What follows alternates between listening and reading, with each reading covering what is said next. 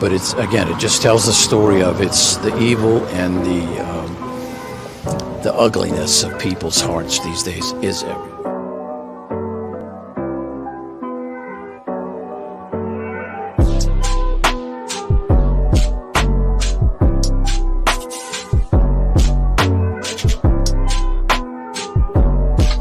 This is Franky Rose's Think Tank. Here's your host, Franky Rose. Hey guys, welcome to the Think Tank. I am just getting set up. A little bit behind. Okay, I've got that. How's everyone doing this morning? Okay.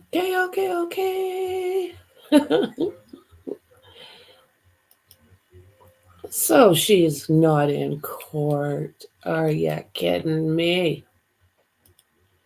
Are you kidding me? How are you guys doing? Oh, Canadian.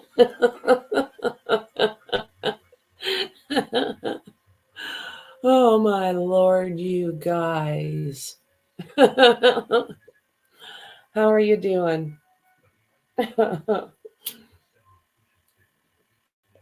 Thank God she's got a couple minutes grace, if you want to call it that.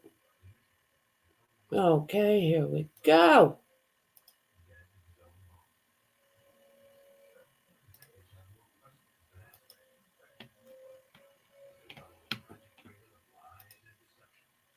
Okay.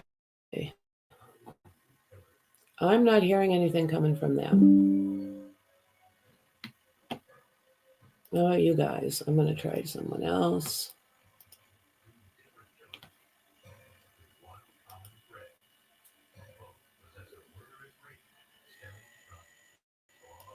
You guys hear anything?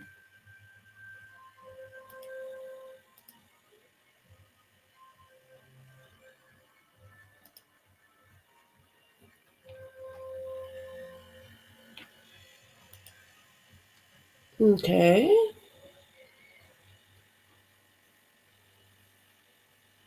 Can you guys hear anything?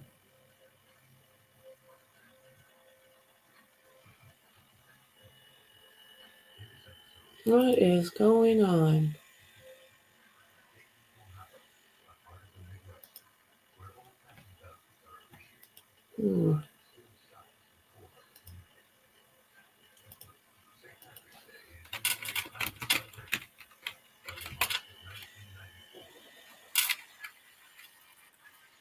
There we go.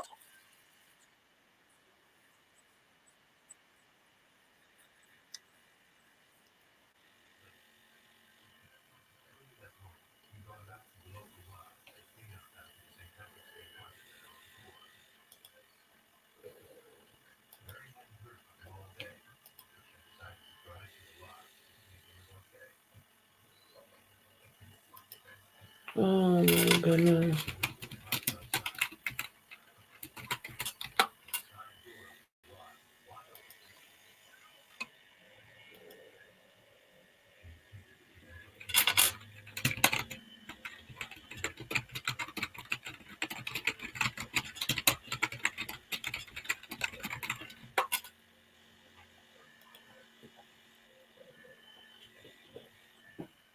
Okay.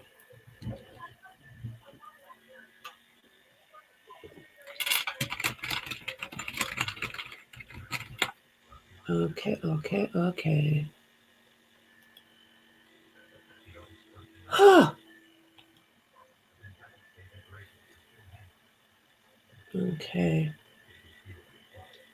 Do. Yeah, no courtroom audio for a second there. I thought it was me.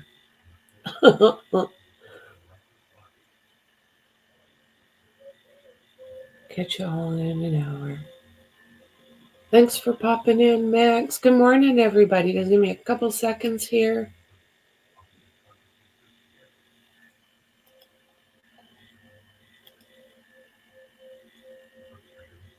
Okay.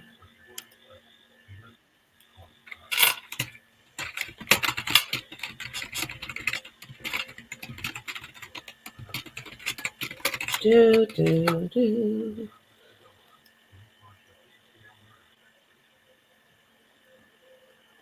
Okay.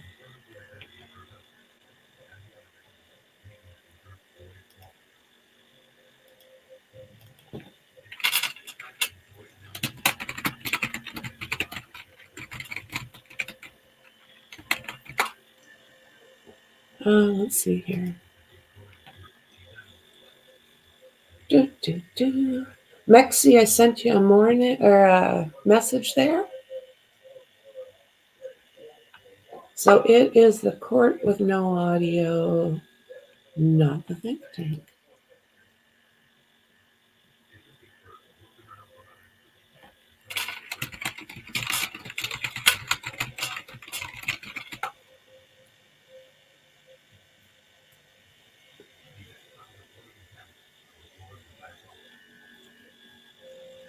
What the hell is going on?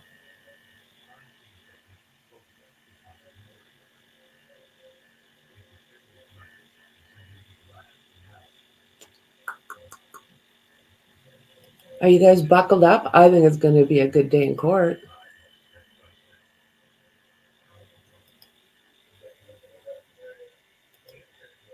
Oh, lordy, lordy, lordy.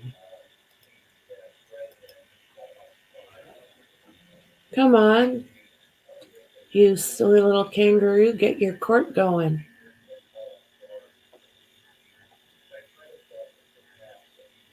I'm just literally up, just up.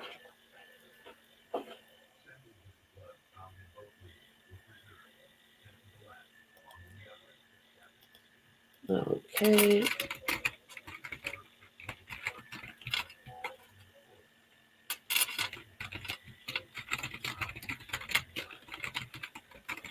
Dun, dun, dun.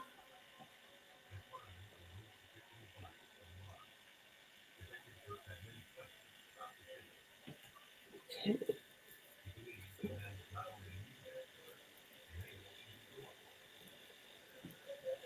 Come on, get your ish together, Bev. It's not the day for more BS. Half a day today, guys. Only half a day. Figure.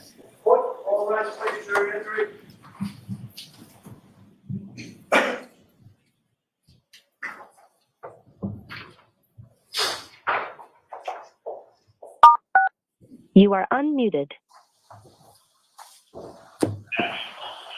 Jim.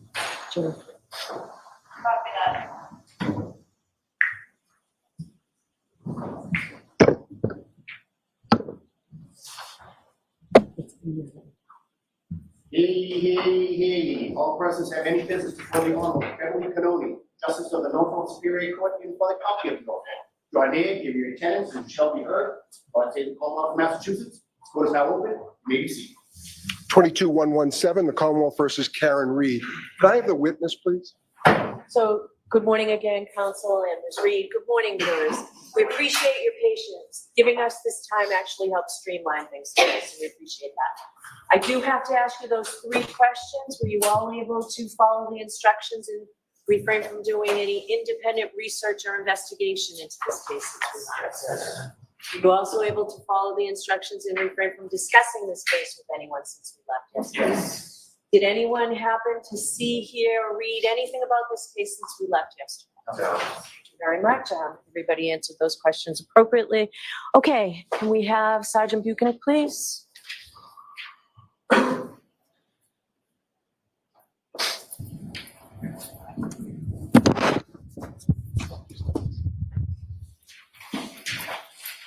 Just bring it.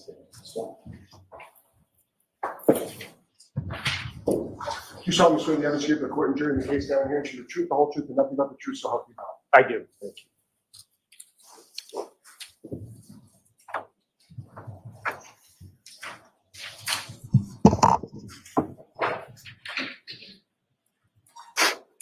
All right, Mr. Lally, whenever you're ready. Thank you, Your Honor. Good morning, sir. Good morning, sir. Circle back just to a couple things that from your testimony from yesterday. Going back to the video that you reviewed from both C.F. McCarthy's and the waterfall. In total, from those two videos, how many drinks did you observe the defendant consuming over her time? The video shows 9 drinks being consumed by the defendant. And that's between when she arrives at C.F. McCarthy's until the time that she leaves the waterfall, is that correct? That is correct. And if I could turn your attention to the ring videos from One Meadows Avenue, Mr. O'Keefe's residence. From the videos that you observed, let me ask you first, as far as, do you know how those cameras work as far as when they turn on and when they turn off? My understanding is that ring surveillance video is triggered to be recorded through motion. So if the camera detects motion, which is constantly live monitoring, and motion is detected, then that video is captured to a cloud-based system that retains that footage. And from your review of those videos, what kind of motion would set those off? Like what kind of things would be recorded from the driveway camera? Be activity in the driveway, such as a person walking through, bird landing, a vehicle pulling in, individuals, moving around in the driveway, and so forth. The search warrant that was applied for was any and all videos between January 24th and January 30th, correct?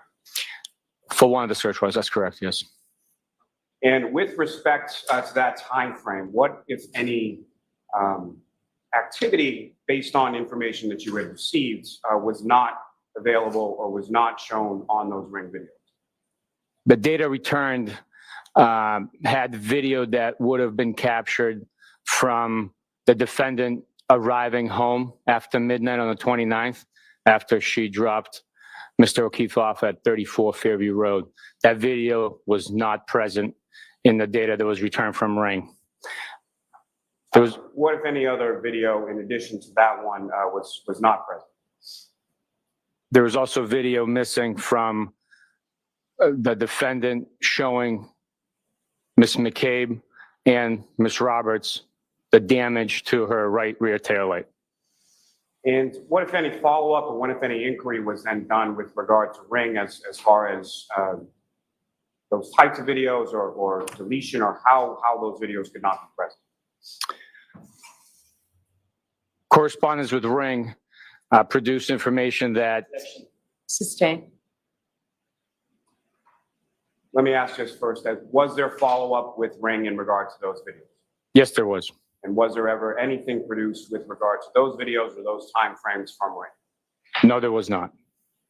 If I could turn your attention over to your time in Dayton, just in reference to subsequent to that later on, what, if anything, did you receive, or what, if anything, did you request? What, if anything, did you receive from the Dayton police in regard to January 29th, 2022?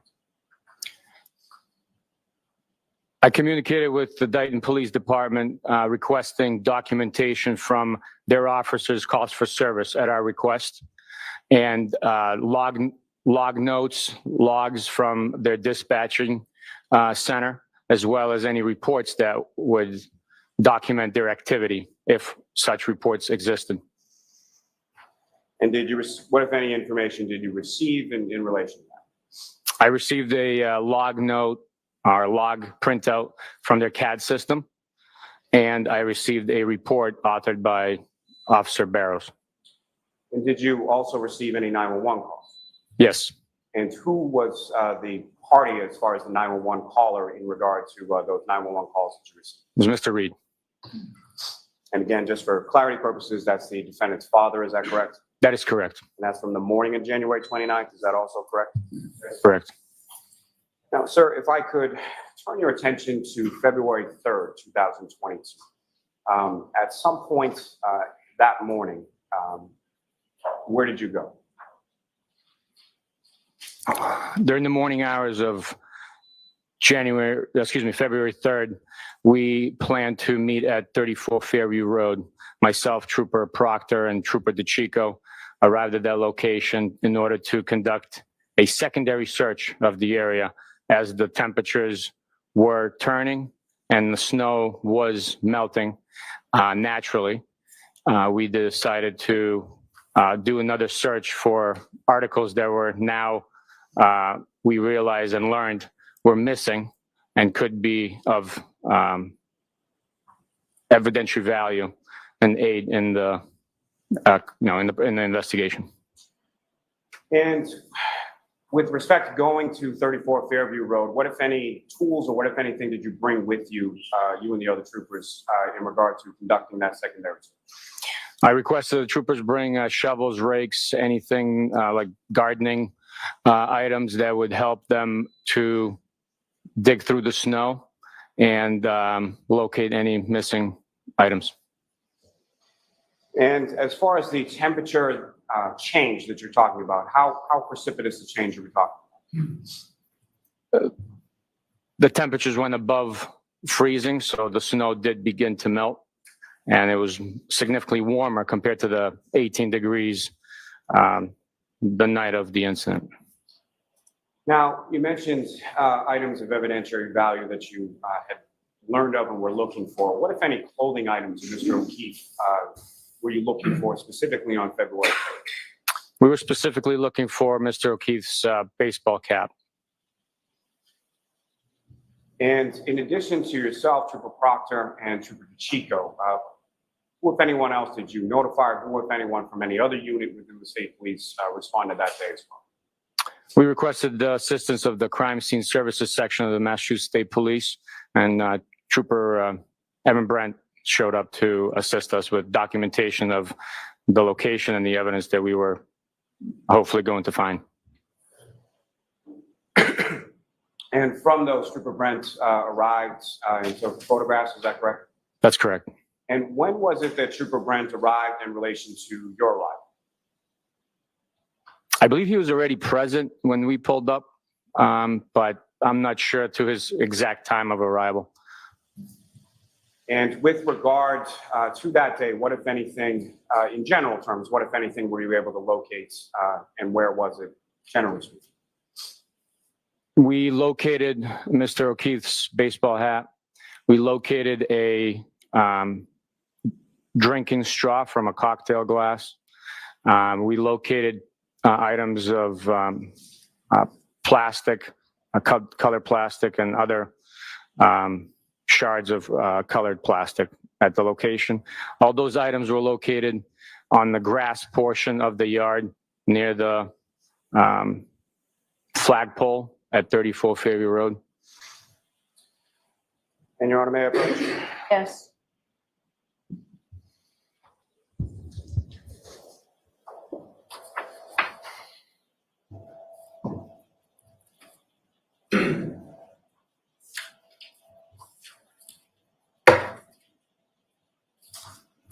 Your Honor, may I have a moment? Yes.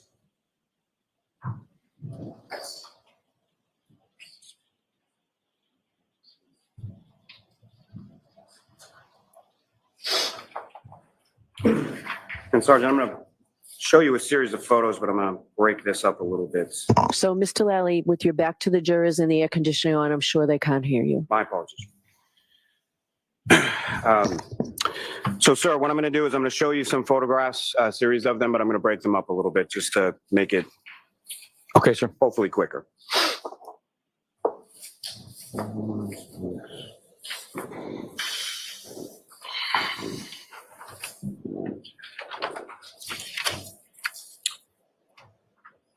Sir, first I'm going to show you 10 photographs. Ask if you could view those, look up when you're finished.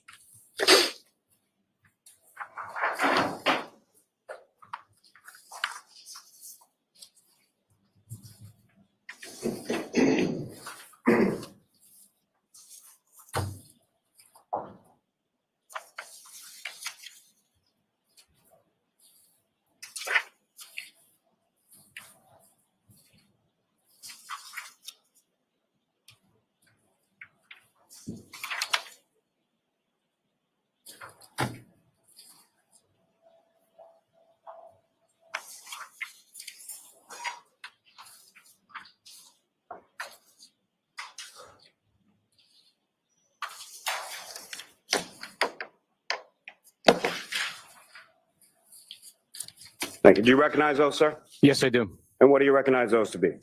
Those are photographs documented the items located at 34 Fairview Road on the grass as the snow receded through the melting temperatures that were revealed to be positioned in the grass. And what's contained in those photographs, is that a fair and accurate portrayal of what you observed on the front lawn area of 34 Fairview Road on February 3rd? Yes, it is. Your Honor, may I approach? Yes. I'm off to introduce the minutes and next exhibit. Any objection, Mr. Jackson? No objection. Okay.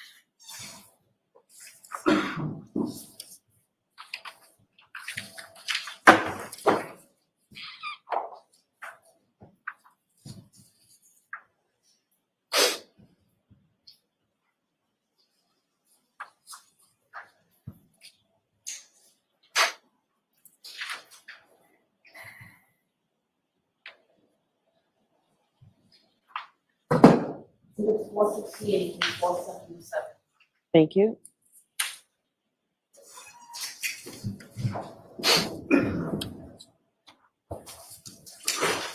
And Your Honor, with the court's permission, if I could just ask to publish some of these photos. Yes. Just one moment, Your Honor. Sure.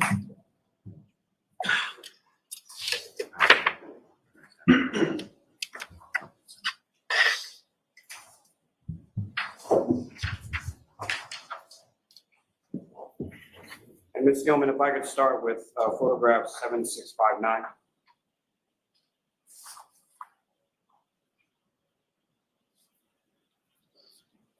And Sergeant, do you recognize what's up on the screen and what's now been marked as Exhibit 468? I do.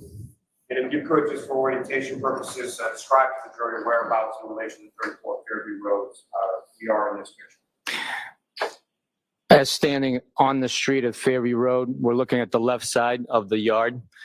In the top right corner, you can tell that there is a flagpole depicted in that photograph and a telephone switch box that's open on the left side, which is on the border of 34 Fairview Road.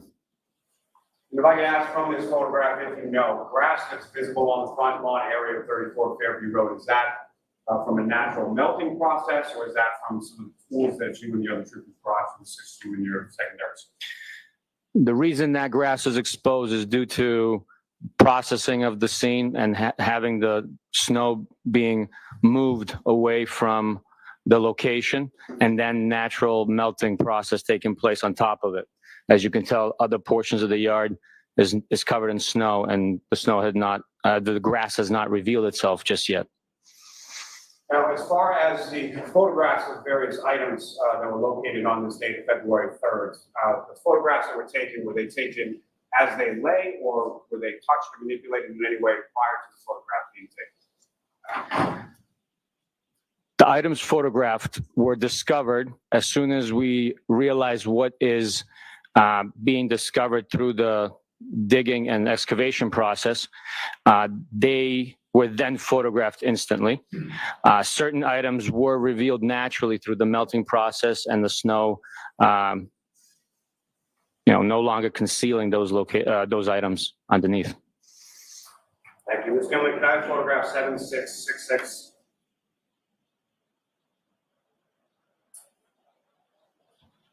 And again, sir, do you recognize what's up on the screen? It has now been marked as Exhibit 470. I do. What do you recognize that? That is a clear black and red piece of plastic And Ms. Gilman, if I could have photograph 7669.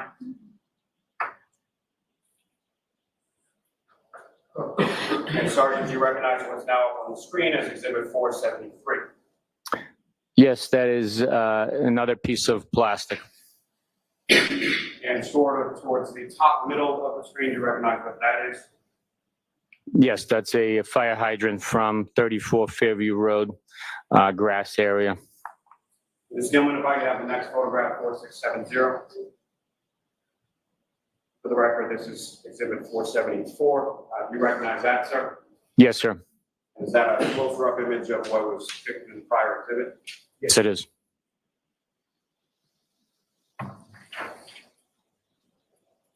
And Ms. Gilman, if I could have photograph 7672.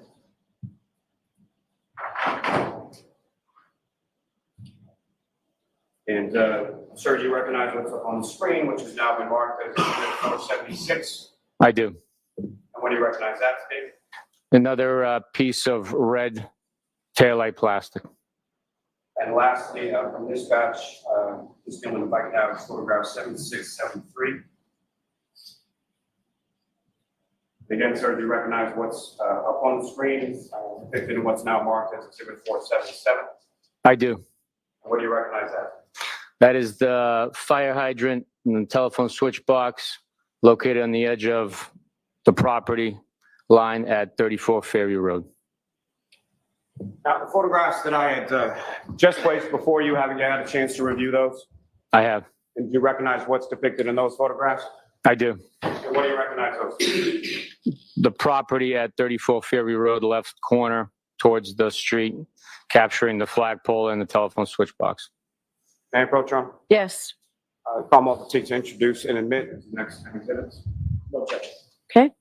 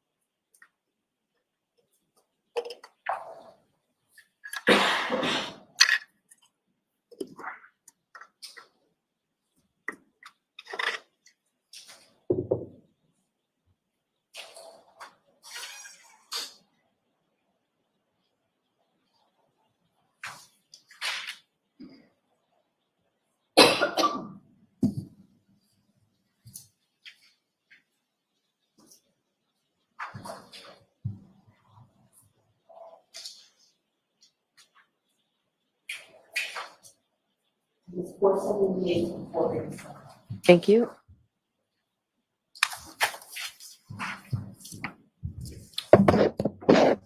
Your Honor, with the court's permission, if I could publish a few of the photos from this set. Okay.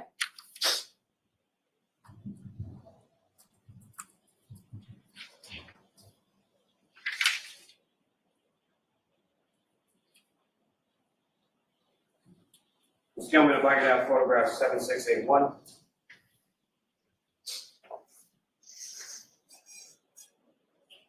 Sergeant, do you recognize what's up on the screen? It has now been marked as Exhibit 481. I do.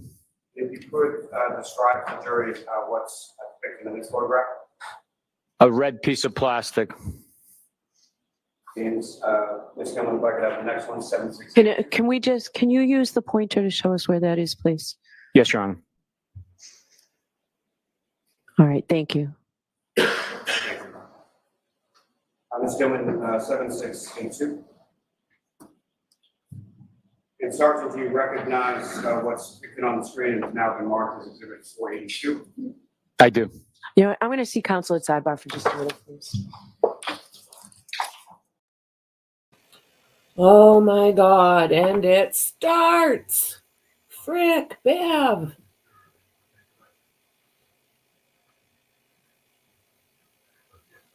Jesus, Lord Murphy. This woman. No court tomorrow, guys. I know, James, I know. That's a switch up, isn't it?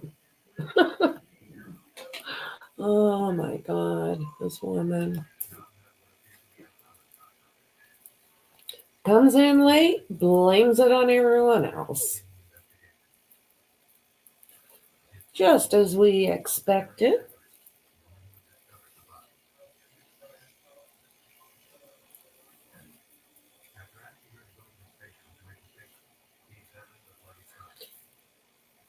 Lordy, lordy.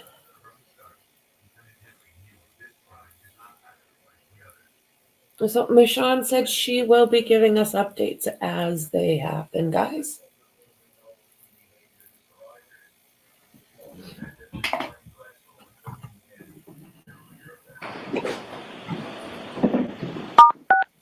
You are unmuted.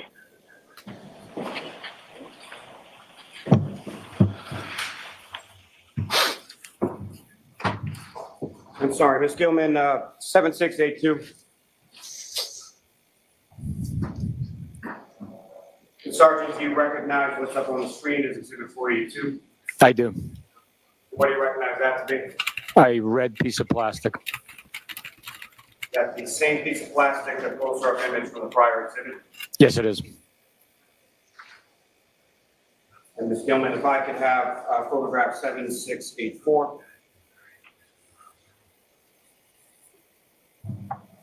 Sergeant, do you recognize what's up on the screen and is now been marked as Exhibit 484? I do. And what do you recognize that to be? A white clear piece of plastic and a red piece of plastic.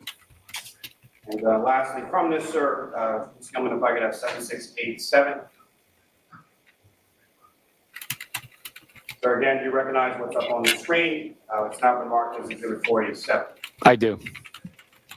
Now, Sergeant, with reference to the photos before you, have you had a chance to review that set of 10 as well? Not this one yet, not yet. If you could, please.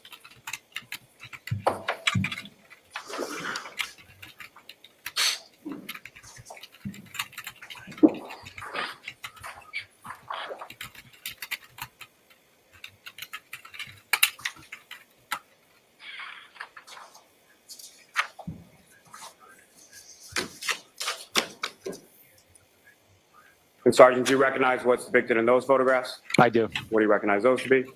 Items that were located in the street, being the black cocktail drinking straw, and then black pieces of plastic, molding plastic, and clear pieces and molding from taillight. May I approach, Your Honor? Yes. Almost 6 minutes, the next time. Sir? Any objections, Mr. Jackson? None, Your Honor.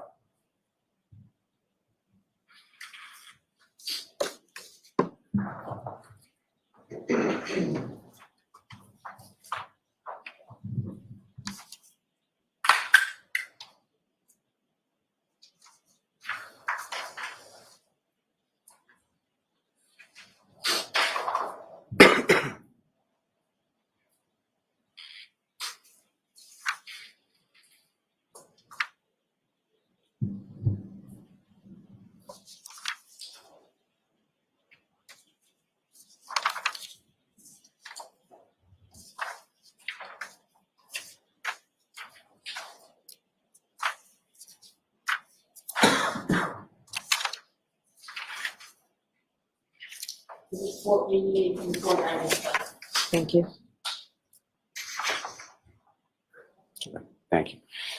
Your Honor, with the court's permission, if I could display some of these photographs for the jury. Okay.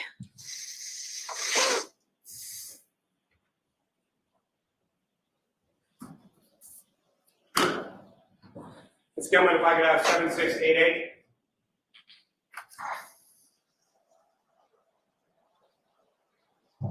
And Sergeant, do you recognize what's up on the screen? I do. What do you recognize it to be? It's the wide shot of the drinking straw being found on the edge of the roadway in front of 34 Ferry Road. Sergeant, if you could, using the laser pointer before you, if you could direct the jury's attention to where you observed that straw. And Ms. Gilman, if I could have 7689. Sergeant, what are we looking at in this photograph? It's a close-up view of the same straw. Ms. Ms. Gilman, if I could have 7692. Ms. Sergeant, do you recognize what's up on the screen and has now been marked as Exhibit 492? I do. And what are we looking at 492? Piece of plastic next to a measuring ruler that's provided for comparison and by the crime scene photographer to document the item. And Ms. Gilman, if I could have 7695.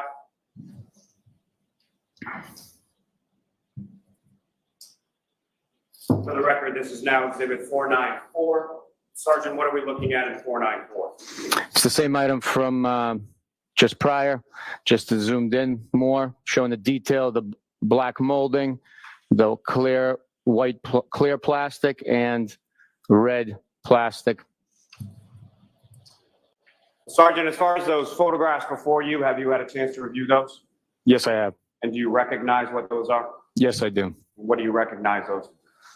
They're pieces of red plastic, pieces of clear plastic, and a piece of glass. May I approach, Your Honor? Yes, I'm about to seek to introduce and admit the next exhibits. No objection. thank you.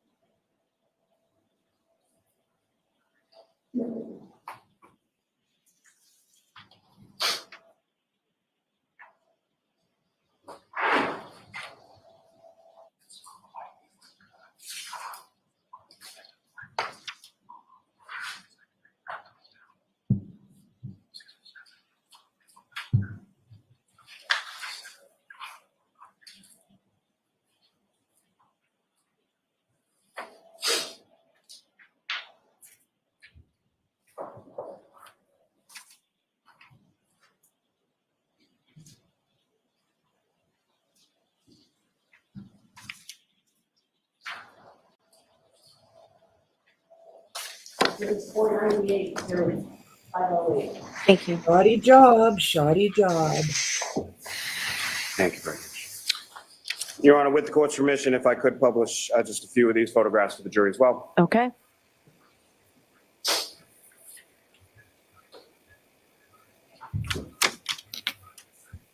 And Ms. Gilman, if I could have photograph 7700. For the record, this is now Exhibit 498. Sergeant, if you could describe to the jury what we're looking at here. We're looking at a red piece of plastic next to a measuring ruler on the edge of the grass on the property at 34 Fairview Road by the road. And if you could, sir, using that laser pointer, just direct the jury's attention to where you observe that item to be within this photograph. Right there.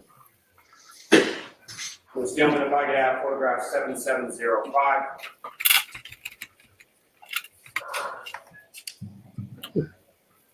And for the record, this is Exhibit 502.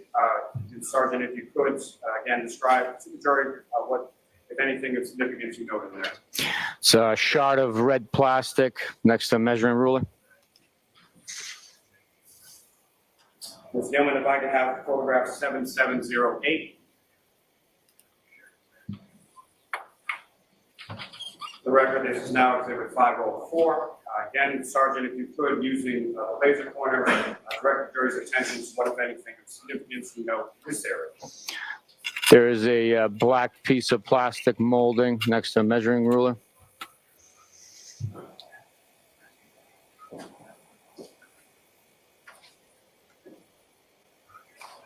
And lastly, from this set, Ms. Gilman, exhibit, photo number 7712. Again, for the record, this is Exhibit 508. And again, Sergeant, if you could, using the laser pointer, direct the jury's attention to what, if anything, of significance you note. A clear piece of plastic next to a measuring ruler. That's found on the grass area as well, is that correct? That is correct. Now, Sergeant, with reference to that new set of photos before you, have you had a chance to review those? Yes, I have. And do you recognize what's contained within those photographs? Yes, I do. And what do you recognize that those photographs to contain? They contain small red pieces of plastic from 34 Fairview Road on the grass area where we located the others also contain a flimsy piece of circular, like very malleable plastic, clear plastic, in addition to that. May I approach, Your Honor? Yes. I'm off to introduce the minutes next. No objection. Thank you.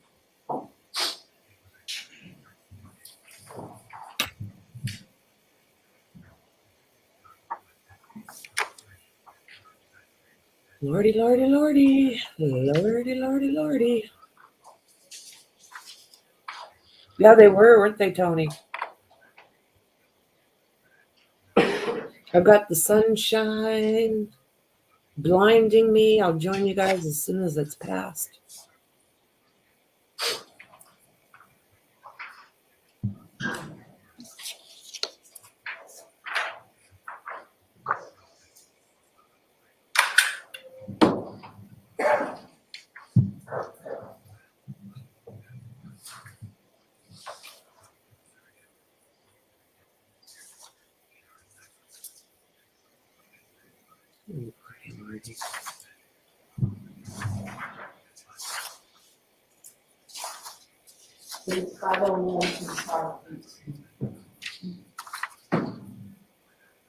Thank you. And Your Honor, may I publish some of these photos for the jury? Yes.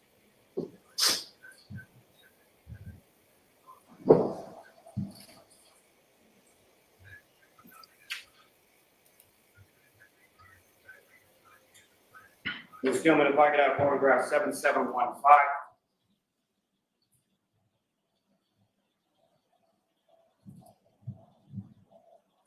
For the record, this is now exhibit 511.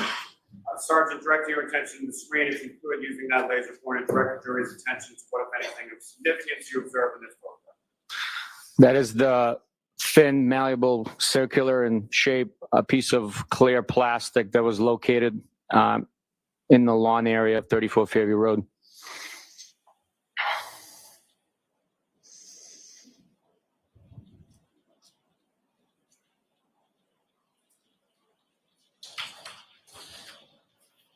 Now, lastly, Sergeants, there's that set of photos that I just placed before you. Have you had a chance to review those? Yes, I have. And do you recognize what's depicted in those photographs? Yes, I do. And what do you recognize those to be? There are items. Those are items recovered in the lawn at 34 Fairview Road. Those items are a shard of glass, a BPD baseball hat with an American flag, and stains of blood. Your Honor, may I approach? Yes. I'm going to introduce the minutes next. No objection. Sorry. No objection.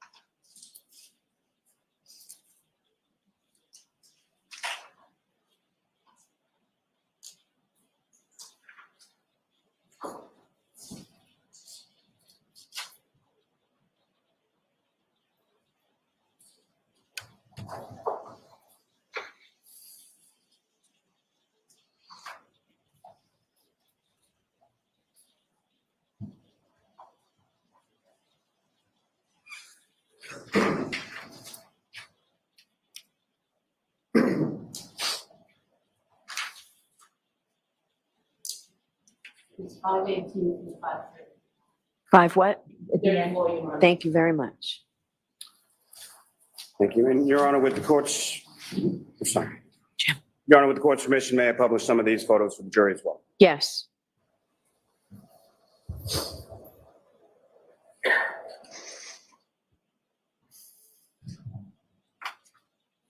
And Ms. Gilman, if I could have photograph 7727.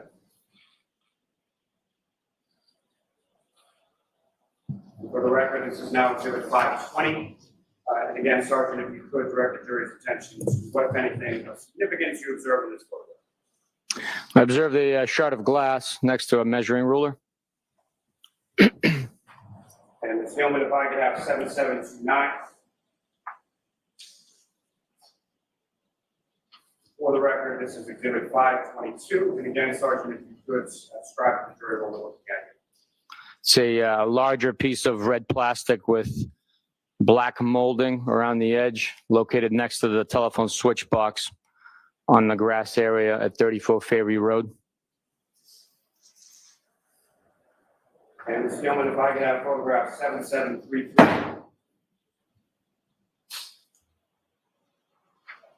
For the record, this is exhibit 526. And Sergeant, from this photograph, what, if anything, are we looking at here? This photograph here depicts the area which we are excavating during the morning hours of February 3rd, 2022. As the shovel works its way towards the grass, my laser pointer is directing your attention to Mr. O'Keefe's hat that was compacted underneath the snow on the ground. Now, as far as this photograph is concerned, does that accurately depict the depth of the snow that you were digging into and sifting through on the morning of February 3rd? It does. And that, again, is several days after the blizzard of January 29th, correct? That is correct. And Ms. Gilman, if I could have photograph 7740. For the record, this is exhibit 530. And again, Sergeant, if you could describe to the jury what we're looking at here. We're looking at Mr. O'Keefe's hat on the grass, pressed down and compacted to a flat surface underneath the snow, which has been excavated around it. Thank you very much. Ms. Gilman, you can take that down. Thank you, Mr. Ross. Thanks. Sergeant, on February 3rd, 2022, is that the first time that you had been at 34 Fairview Road? Yes, it is. And with respect, if I could turn your attention briefly to the following day of February 4th, did you have occasion to go back to 34 Fairview Road on that day? Yes, I did. And what brought you to 34 Fairview Road on February 4th? Having excavated those items on the 3rd, I directed the troopers in my office, who obviously reside in the communities around us, to make a point to travel by that location every day on the way to work and every day on the way home. The purpose of that was to see if anything else was to reveal itself as the snow naturally melts away and items could present themselves. So on the February 4th, as I am traveling to work, I diverted my typical route of travel to go by 34 Fairview Road. Just prior to my arrival, I received a call stating that there was 10 police representatives at the scene, and more items have been revealed due to the melting snow, and that I should come collect those items. I was down the street. I arrived and collected the item that presented itself. And if you recall, that item that you collected on February 4th, was that located on the lawn, on the street, or something else? It was on the lawn. Now, with reference to your collection of these items, either on February 3rd, February 4th, or on any sort of subsequent date, how were they collected, and what exactly did you do with them in reference to the seizing of the items and storage of the items? Each item that was collected was placed in a evidence paper bag.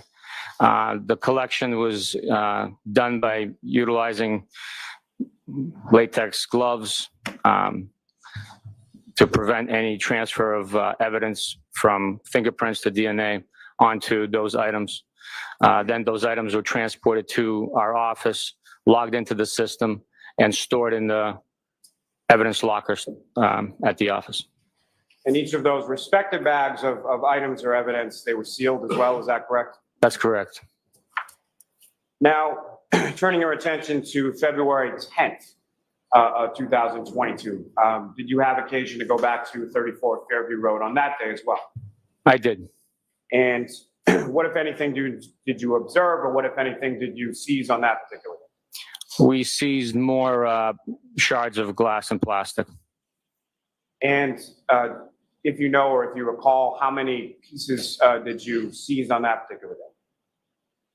My memory is exhausted to that, but exact numbers annotated in on the bags that the items were placed into. Your Honor, may I approach? Yes. I'm showing you documents, just ask you to look at that section and look up when you're finished.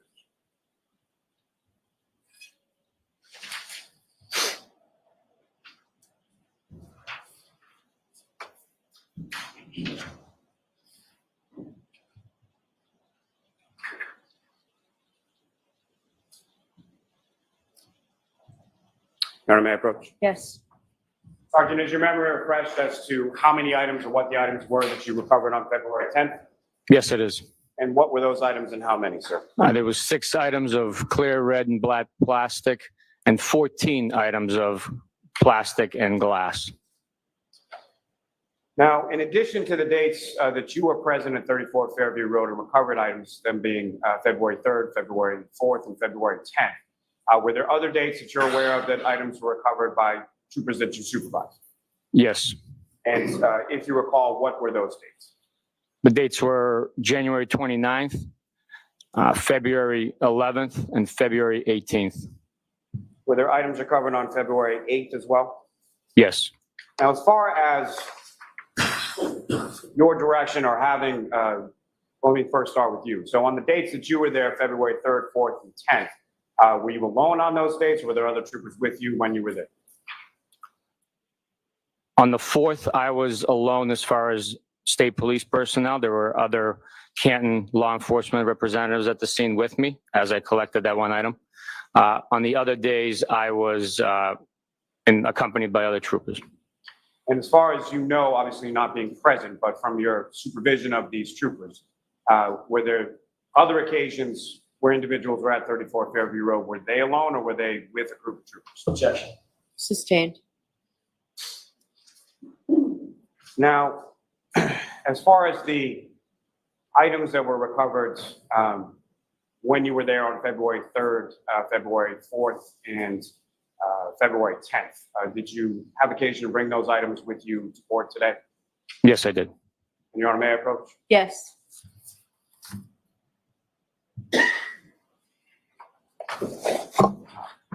I'm presenting you with a box. First, just ask if you recognize that box. I do. And what do you recognize that? It's the box storing items logged into evidence as they relate to this case.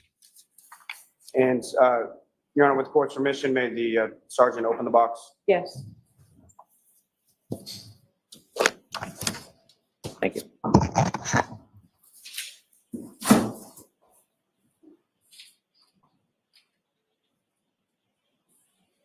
Now, first, Sergeant, with regard to the items, as far as plastic and or glass that you recovered from 34 Fairview Road on February 3rd, if you could locate those items.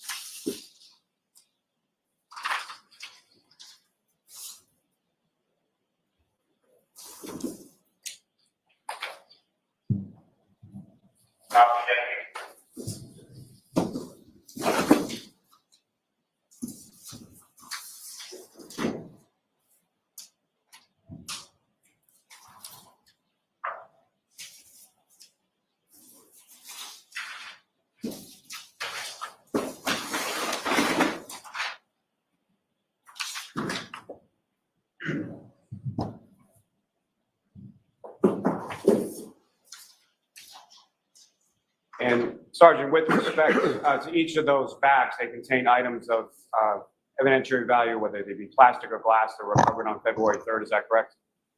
That's correct. And I'm sorry, how many bags in total do you have there before you?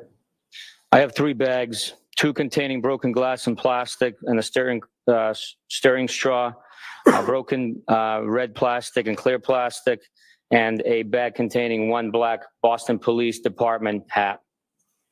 Your Honor, the Commonwealth will seek to introduce in minutes the next 3 exhibits. No objection. Okay.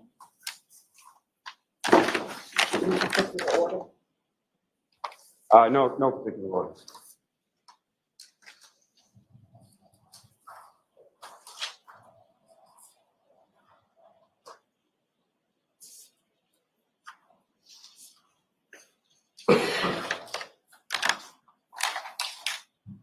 Yes. 535, 536, 537. Thank you. Your Honor, with respect to what's now been marked as Exhibit 537, with the court's permission, may the sergeant remove that item, the hat, from the bag and display for the jury. Yes.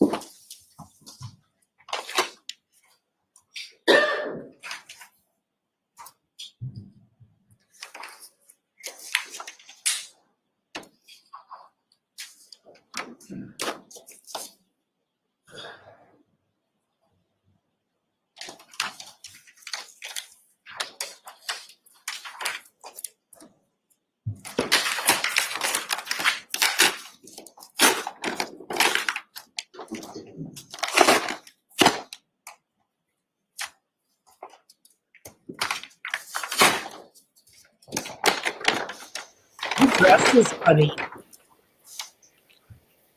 Like, look at that suit. It starts at his elbows.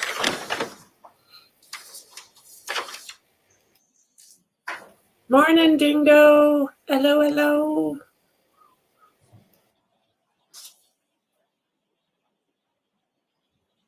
Thank you, sir. You can place that back in the bag. Is there red DNA on that hat? Because there should be.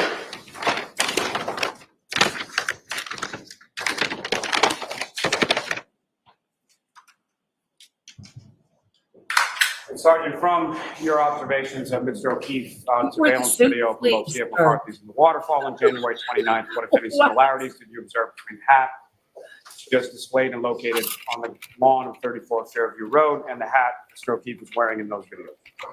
It appears to be the same exact hat. Now, Sergeant, with reference to the box of other items, if you could remove what, if any, items you recovered and seized from 34 Fairview Road on February 4th.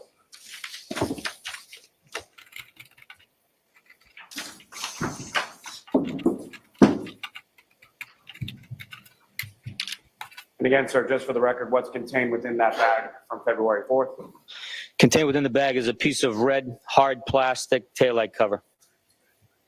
Your Honor, the Commonwealth seeks to introduce in a minute the next exhibit. No objection. Thank you. Exhibit 538.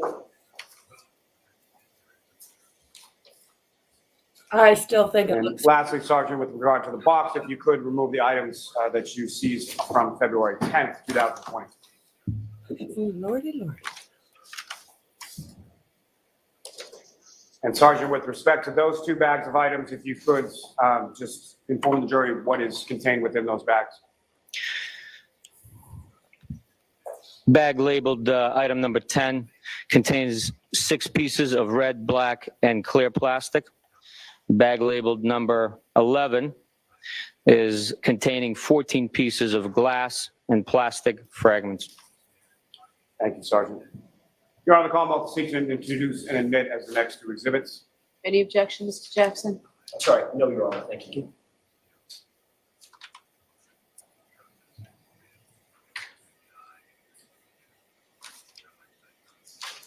Exhibits 539 and 540. I'm sorry. Was that 539 and 540? Yes. Thank you, sir.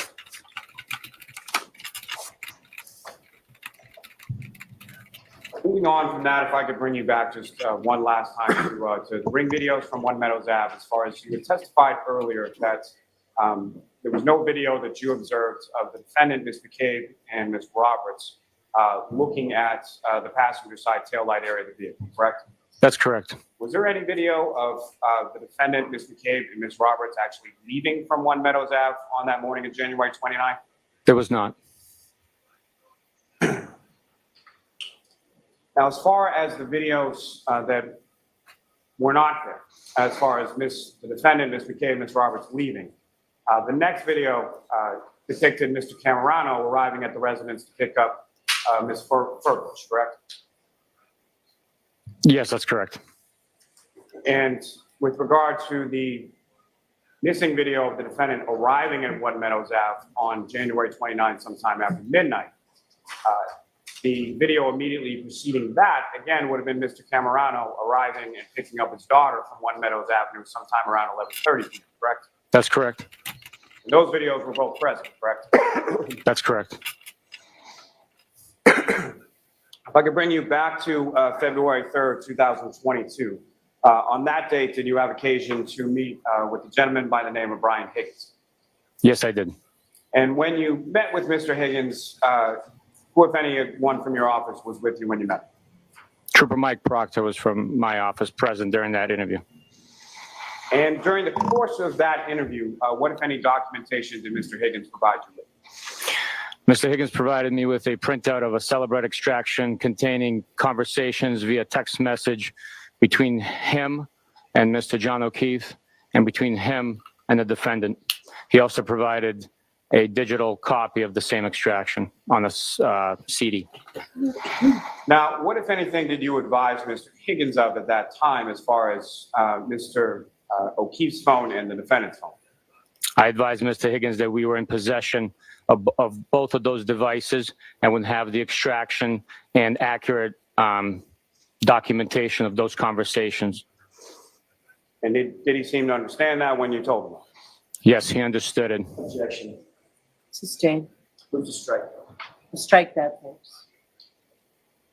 Now, also on February 3rd, at some point, did you have occasion to go inside of 34 Fairview Road? Yes, I did. And who, if anyone, did you interview inside of 34 Fairview Road on that day? I interviewed Mrs. Albert. That would be, just for the record, Nicole Albert, is that correct? That's correct. And who, if anyone, was present with you during that interview of Nicole Albert? It was Trooper Mike Proctor was present with me. Anybody else from the Albert family present in the home or present during the course of that interview? Mr. Brian Albert was also present. I don't know who else exactly was present in the home. I just know that those two residents were in the room with us. And where was Brian Albert at the time that you conducted the interview of Nicole Albert? In the room with us, seated next to her. Now, with reference to, I'm going to ask you just a little bit about sort of the interview process as far as the interviews that you conducted in this case. Yes. If you could describe for the jury, starting with sort of how many people from your unit are present for a given interview and how those interviews are conducted. We conduct interviews always at pairs. I think I mentioned it yesterday. Typically during a regular investigation into a homicide or any death investigation, we pair up our troopers with a local detective. In this instance, since Canton had recused themselves from interview portion of the investigation, they were not going to provide manpower for those interviews to be conducted. Thus, we had to utilize only troopers from our office in order to conduct those interviews. And typically, obviously not perfect, but as far as the interviews that you were present for, about how long a period of time, generally speaking, were the interviews that you conducted in this case? From my experience, I have learned that to fully communicate a course of recollection of events that an individual observes, experiences, or is aware of, and understand every detail of that experience, it would take approximately 45 minutes at a minimum to conduct a full interview with a witness in detail. Now, sir, if I could turn your attention to June 9th of 2022. On that date, at some point, did you have occasion to meet with the defendant? Yes, I did. And at some point during that meeting, did you have conversation with the defendant? Yes, I did. And was that conversation, or at least portions of it, memorialized in any way? Yes, it was. Your Honor, may I approach? Yes. I'm showing you a disc. Does that contain an audio recording, the best of your knowledge? Does that contain an audio recording of a portion of your conversation with Ms. Reed on June 9th, 2022? Yes, it does. Your Honor, may I approach? Yes. I'll hold the seat to introduce the minutes of the next meeting. All right. No objection, Mr. Jackson? All right, folks, before we play this again, please be mindful of the instruction from yesterday. So you're about to hear statements allegedly made by the defendant, allegedly concerning the crimes with which she's charged in this case. Before you can consider any such statement as evidence, the Commonwealth must prove to you beyond a reasonable doubt that the defendant made the statement she's alleged to have made and that she made it voluntarily, freely, and rationally. In determining whether the statement made by the defendant was voluntary or not, you may consider all the surrounding circumstances. These include when and where the statement was made, the nature of any conversations with the police or any questioning by the police, the defendant's physical and mental condition, including her intelligence, age, education, experience, and personality. Your decision does not turn upon any one factor, and you must consider the totality of the surrounding circumstances. Your Honor, with the court's permission, may we publish that for the jury at this time? Yes, do you want to turn off the air conditioning? Is this very short, right? It is very short, and if we could, please, yes. Yeah.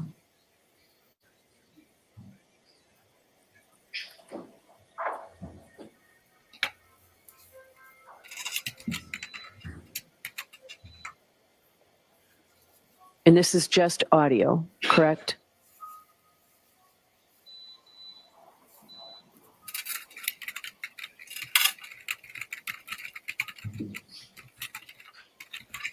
Okay, you're aware he was beaten up at Brian Conference. I mean, we're all in on the same joke, right?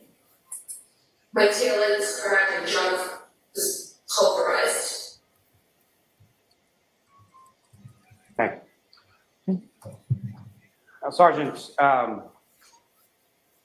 hearing that statement from the defendant, what was your reaction? Objection. Sustained. On hearing that statement, what, if anything, did you do? I advised the defendant not to further speak. Objection. I'll allow that. Now, at some point over the course of your investigation, were you made aware of forensic findings relating to the defendant's tail? Yes, I was. And specifically DNA findings? Yes. And specifically that there were... Objection. Sustained. Yes. You can turn the air conditioner. Oh, lordy, lordy, lordy. Lally needs to go work for the circus or something because he's not cut out for lawyering.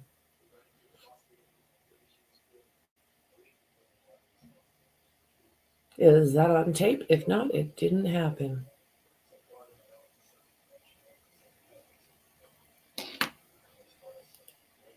I wish we could zoom through these as well. That's one nice thing about watching Emily is the zooming. So I'm thinking after this morning's stream, maybe we'll meet over and chit chat. I've got a couple of things I want to look into as far as streaming today, but I'm going to play it by ear.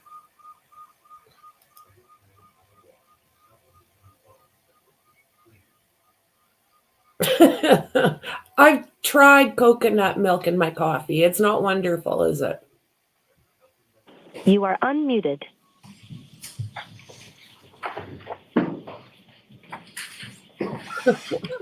I'm back. Have one moment. Yes. I love coconuts, but not in my coffee.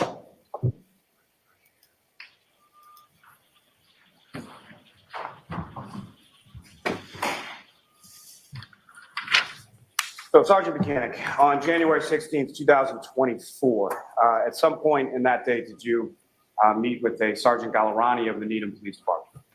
I did. And who, if anyone else, well, let me ask you this. As far as any other troopers from your office, who, if anyone else, was there with yourself and Sergeant Gallerani? Trooper Mike Proctor. And what was the purpose of your meeting with Sergeant Gallerani, Trooper Proctor, on that morning? Collection of our DNA. And was that something that you did voluntarily? Yes. And how was it that the sergeant collected your DNA? Through a buccal swab. And were you present when Trooper Proctor submitted to a buccal swab as well? Yes, I was. And then as far as the swabbings that were taken from both yourself and Trooper Proctor, were those logged into evidence by you, or did Sergeant Gallerani take them with him when he left? Sergeant Gallerani took him with it when he left.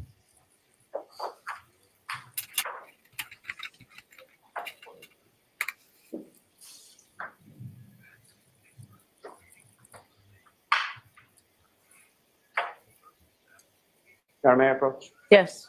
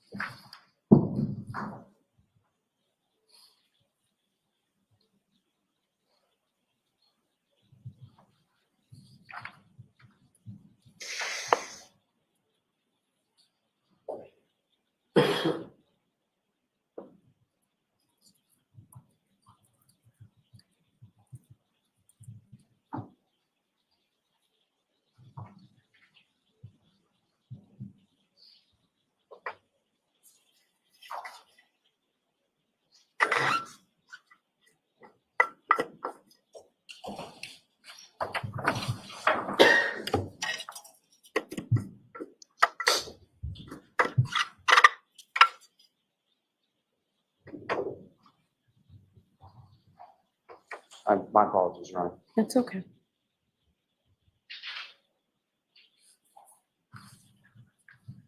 Thank you very much, Sergeant. Your Honor, I have no further questions. Okay. Cross-examination? Here we go. Buckle up. Buckle up.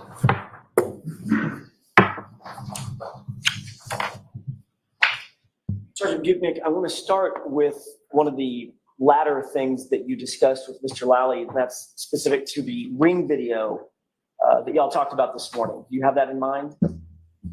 I do. The search warrant that produced, and just so we're clear, I'm talking about the specific ring video or series of videos that were associated with One Meadows, John O'Keefe's home. Okay. Okay. You didn't write the search warrant for those ring videos, did you? I did not. You were not the affiant for those search warrants. I was not. Who was the author of the search warrant and the affiant? It was Trooper Mike Proctor. Who received the actual ring video or videos from the Ring Corporation? It was Trooper Mike Proctor received it. And who ultimately either logged those into evidence or controlled those once they were received from the Ring Corporation? I believe it was Trooper Mike Proctor. And ultimately, Sergeant Bukhenik, you did note that in addition to just the physical videos themselves, that login information and login keystrokes, et cetera, were requested from the Ring Corporation as well, correct? There was discussion with Ring asking for those logs. I'll call it is it correct to say an activity log? That's what was requested, yes, activity log, yes. So ultimately, the activity log would show who logs in, who accesses the data, things of that nature, correct? Or at least that was the hope. That is what was requested. All right. It would also show logging in and executing deletions, manipulating the log files, things of that nature, correct? That is what was requested, yes. When you reviewed those log or activity logs, there was no evidence revealed that my client ever logged into that account, correct? There was no activity logs provided by Ring. So you have zero, hang on.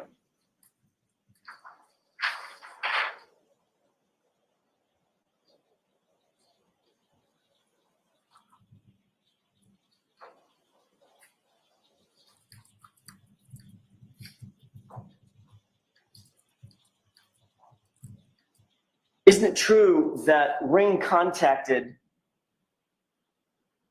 Trooper Proctor and indicated that they had created a Dropbox folder that contained the evidence that had been sought in the search warrant?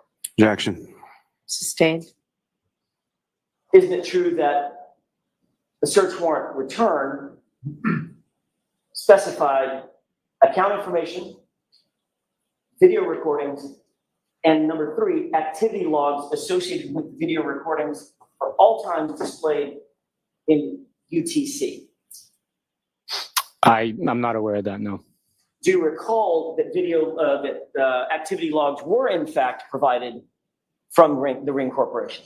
I do not recall that, no. Okay. May I approach briefly? Yes.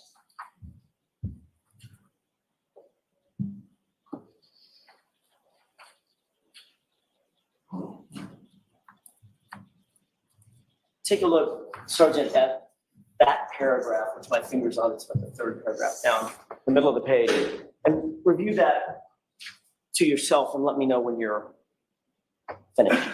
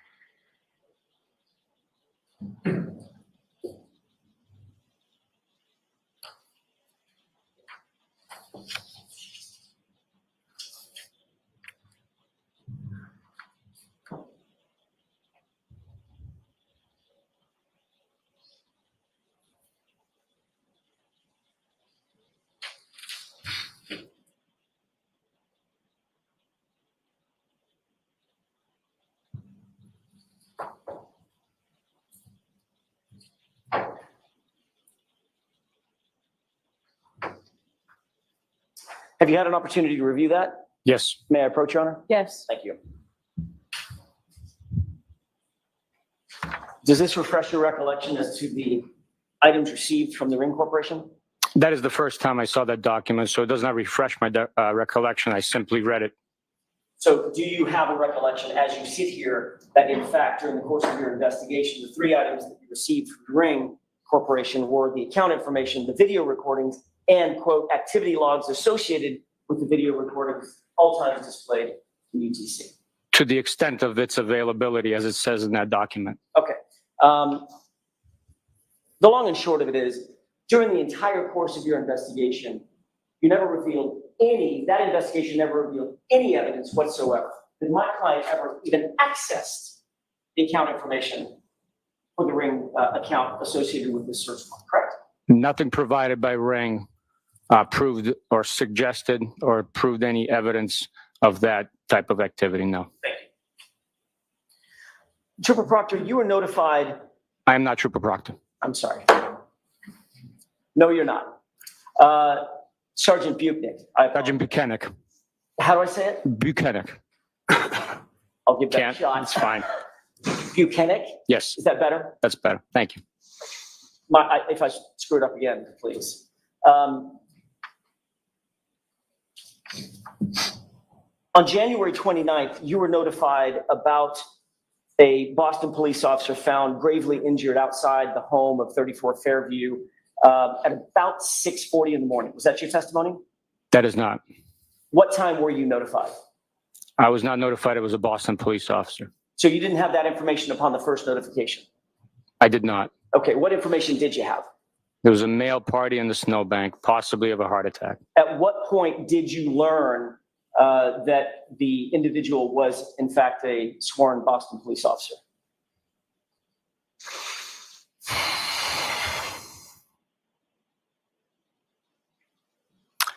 I do not know exactly when I learned that he was a Boston police officer.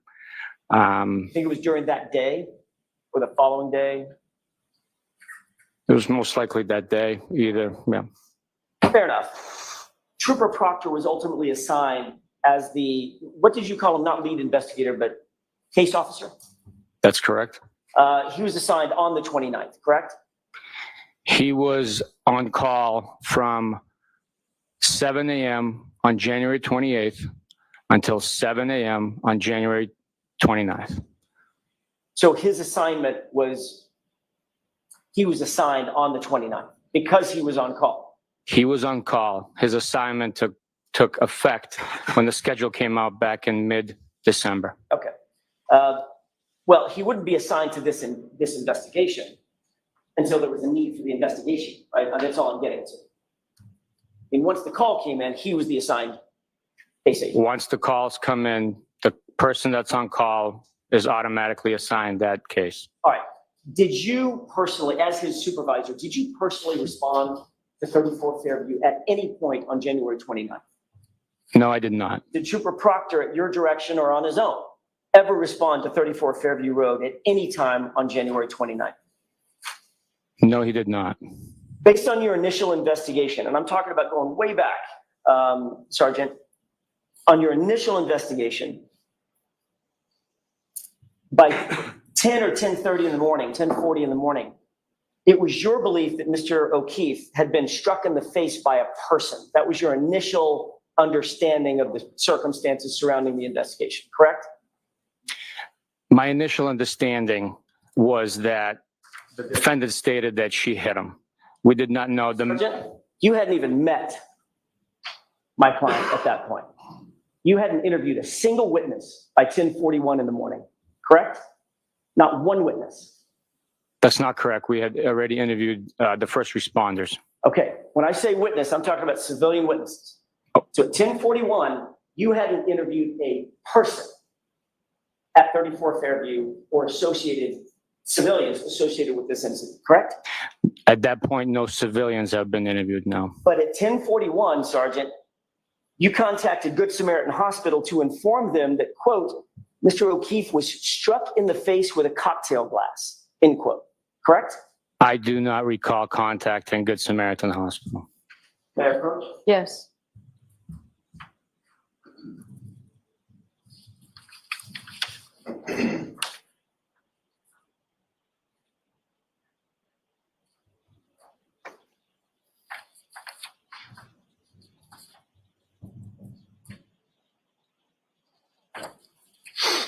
I'd like you to take a look at this document, and if you wouldn't mind, pay special attention to the second page, the bottom paragraph where it's tabbed in pink.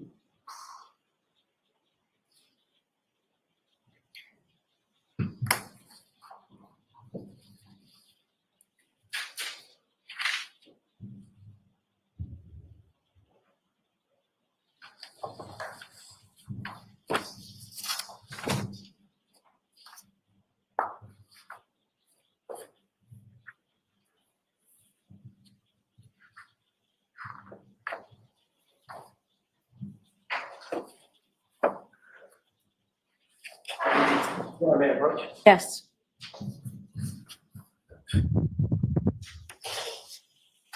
Thank you, sir. Having reviewed this, does this refresh your recollection that you contacted Good Samaritan Hospital and gave them an assessment, at least based on your investigation at that time? That is not true. What did you say to Good Samaritan Hospital? I never spoke to Good Samaritan Hospital. That document is for the medical examiner's office. I'm not asking you where the document is from. I'm asking you if the document says Trooper Yuriy Bukhenik called back at 10:41 stating the case is now being treated as a suspicion. The objection sustained. Did you call back to Good Samaritan Hospital and say that the investigation was being treated as a suspicious due to a domestic situation? Did you say that? I never spoke to Good Samaritan Hospital. Did you say that there's a possibility that D was struck in the face with a cocktail glass? Objection. Sustained. Did you ever contact anybody at any medical facility and indicate that the investigation was being treated as a suspicious, in quotation marks, because the victim appeared to have been struck in the face by a cocktail glass? Objection. Allow that. Did you ever say that? Yes, Your Honor. Yes, I did say that to the medical examiner's operations desk. Okay, so when I was asking you if you ever sent it to Good Sam, you said, no, that's not true. That's never happened. You were correcting me on the fact that it happened at the medical examiner's office, not at Good Sam. I responded and answered your question honestly, yes. Okay, so honestly, you did, in fact, at 10:41 a.m. indicate to another professional involved in the investigation that the circumstance was being treated as a physical assault at that point, correct? I communicated our suspicions to the medical examiner's office. And that was at 10:41 or thereabouts in the morning, correct? That's correct. Your initial investigation during those obviously critical hours, the beginning hours, led you to believe that there was at least a good possibility. You indicated that you made a phone call, that it was a physical altercation that led to John O'Keefe's death, correct? That's correct, yes. What steps did you take, sir, in those moments, to determine whether someone in the house at 34 Fairview may have been involved in that physical altercation that you suspected at the time? As investigations develop, we followed the evidence and statements made. The steps I took was Trooper Proctor and I proceeded to an eyewitness who was also present at the scene when the victim was discovered and interviewed Ms. McCabe. And prior to that, prior to interviewing Ms. McCabe, by the way, that was at Ms. McCabe's home, correct? That's correct, yes. Even though you believe that there may have been a physical altercation, you didn't ask anybody to come down to the station. Is that right? Any of the witnesses? That's correct. And you did not seek to actually go to the physical location of 34 Fairview in those next few hours? That's correct. Or the next few days, correct? Not myself, no. Okay. As a matter of fact, Trooper Proctor did not either, did he? No, he did not. You didn't secure the interior of the house as a potential crime scene. You certainly know how to do that, right? That's a compound question. Do you want me to answer whether I did it or whether I know how to do it? Well, I'll ask the question. If you can answer it, please answer it. Okay. Can you answer that question? I can answer that question. Why don't you answer both of them then? First portion is we did not secure the home as a crime scene. And the second portion, yes, I do know how to do that. And you didn't, as a Massachusetts State Police official, you didn't secure the outside as a crime scene either, did you? I did not know. To your knowledge, nobody else from Massachusetts State Police ever did either, did they? Yes, they did. How was that done and when? When members of our office and the CERT team responded to that location and secured the front yard grass area and processed it.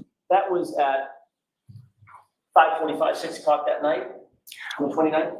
I believe it was earlier, but I was not present, so I can't testify to the time. So you don't know personally what they did to quote unquote secure or not secure the crime scene. You know they searched it, but in terms of securing it as a crime scene, you don't have personal knowledge to that. I was not present. Okay. You never took any photos of the interior of the house, correct? I did not know. You never caused CSSS to go inside the house and process that house as a potential crime scene, correct? I did not know. No forensic criminalist at your direction ever went into 34 Fairview? No, they did not.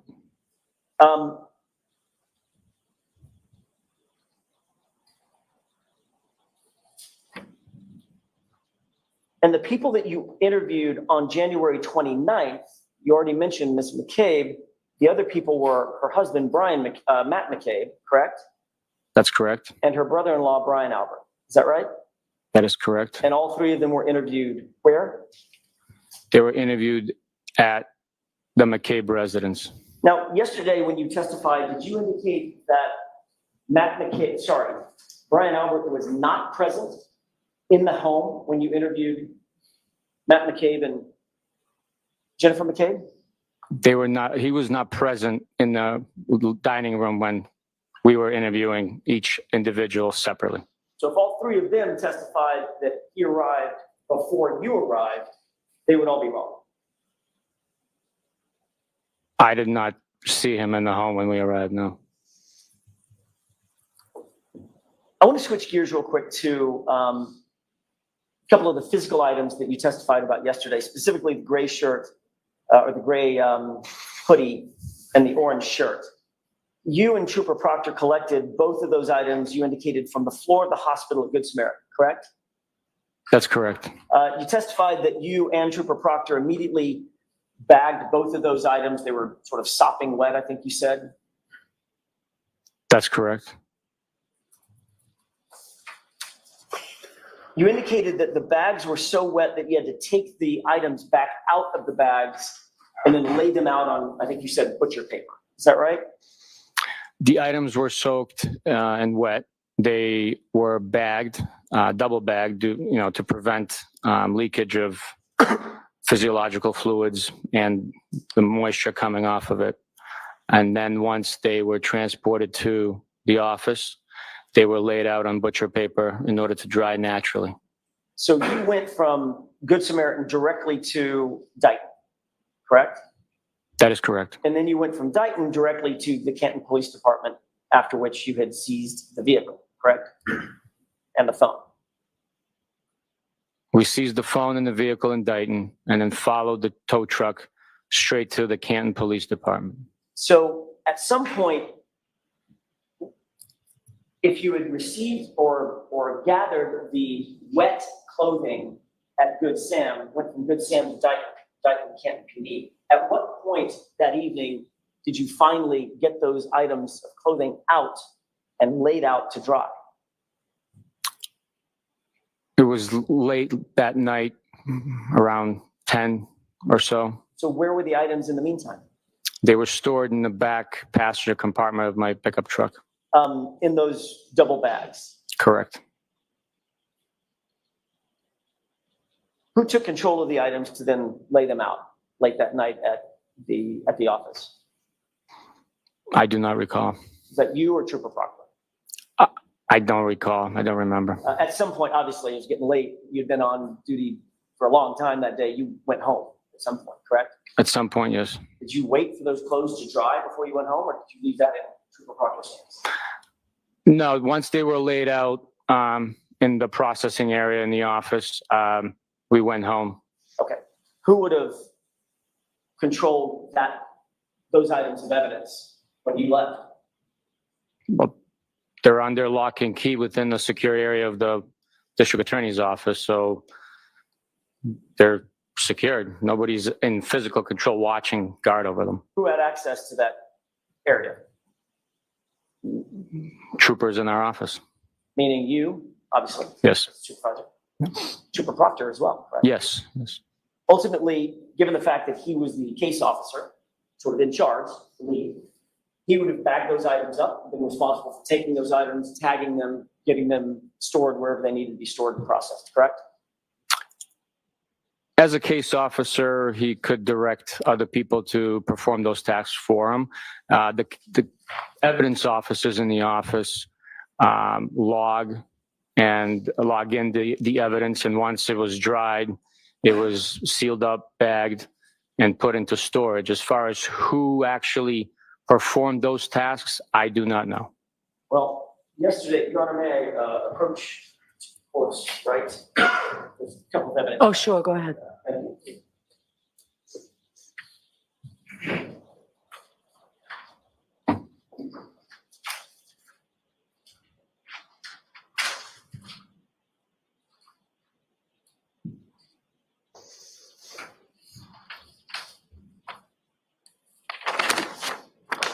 This is not a vision contest. I'll bring these up to you in just a second, but just for familiarity's sake, do you recognize these two bags as bags that you brought to court with you yesterday? They look familiar, yes. Okay. This one has a 437 on it on my right. The one on my left has a 438 on it. May I approach briefly? Yes.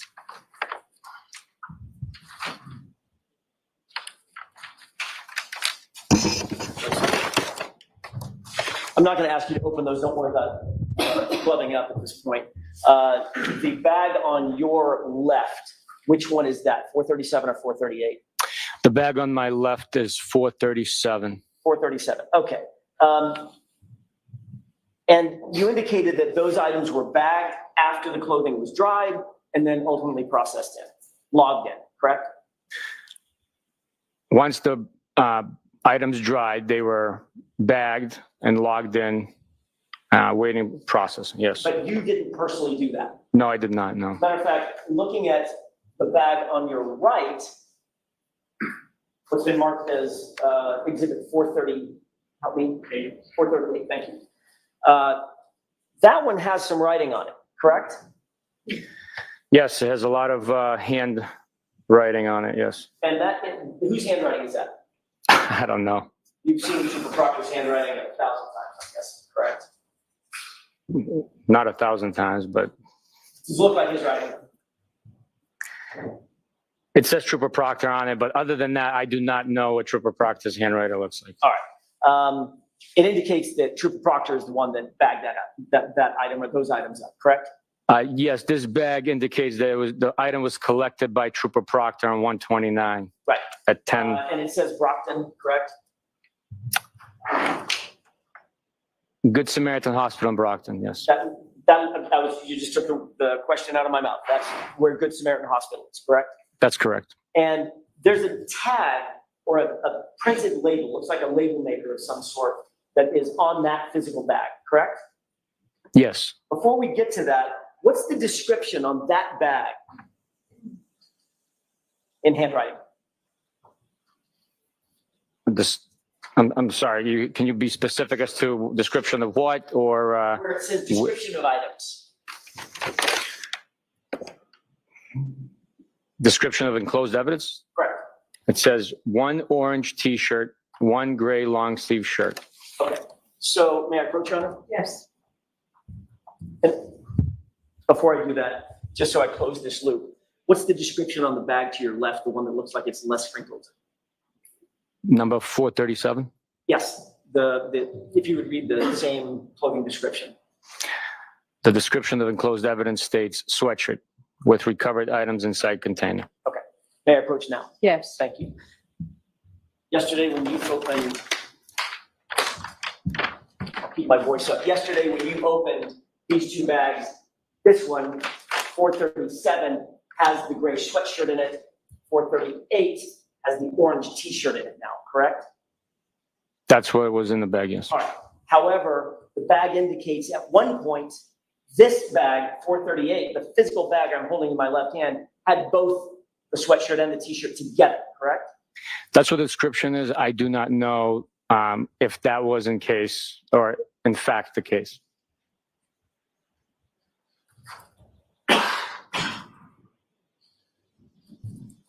The reason you don't know is because you're not the one that bagged Trooper Proctor did, correct? The reason I don't know is I wasn't present during the separation of those items, and I did not observe it taking place, nor was I made aware of how the items were separated or when. You are aware, however, that tag that's on the label maker looking tag, the white tag that's on that bag indicates that indicates a date of February 4th, correct? You'd have to bring that back up. I'm sorry. I didn't take note of that. My fault.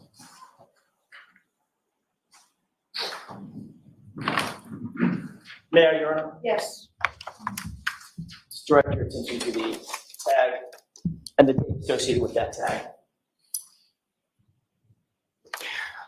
The label maker tag does have the date February 4th, 2022 on bag number exhibit 438. May I approach? Yes. Thank you, Sergeant. Yeah.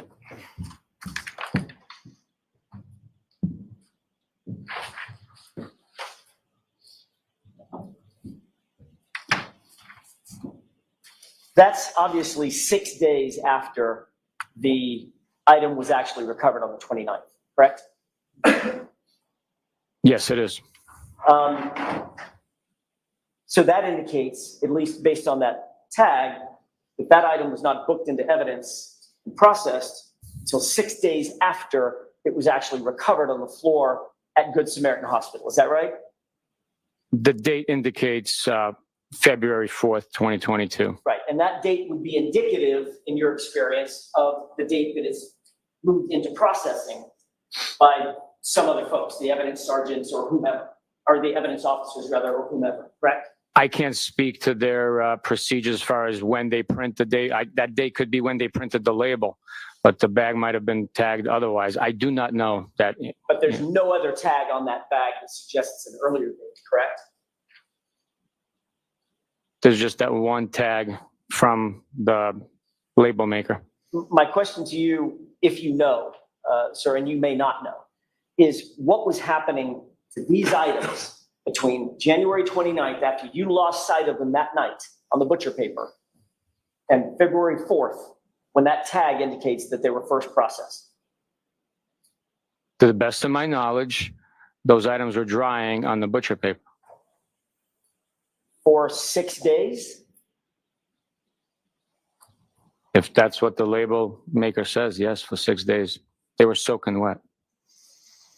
And those would have been certainly accessible to and in the possession of the lead case officer in the case, was Trooper Proctor, right? Yes, if Trooper Proctor needed to review those items, he would have access to those items. Absolutely. And you're also aware that the first actual log of any chain of custody for those items is March 14th, when they were finally submitted 6 weeks later to the crime lab. That is not true. The first actual log of those items is when we collected them from the hospital. Where's the log? I'm talking about the physical log, like sign in, sign out log. Where's the log? It's documented in the reports saying that we collected them. I know that there's a report. Anybody can write a report, right? I could write a report, doesn't mean anything. I'm asking for a log.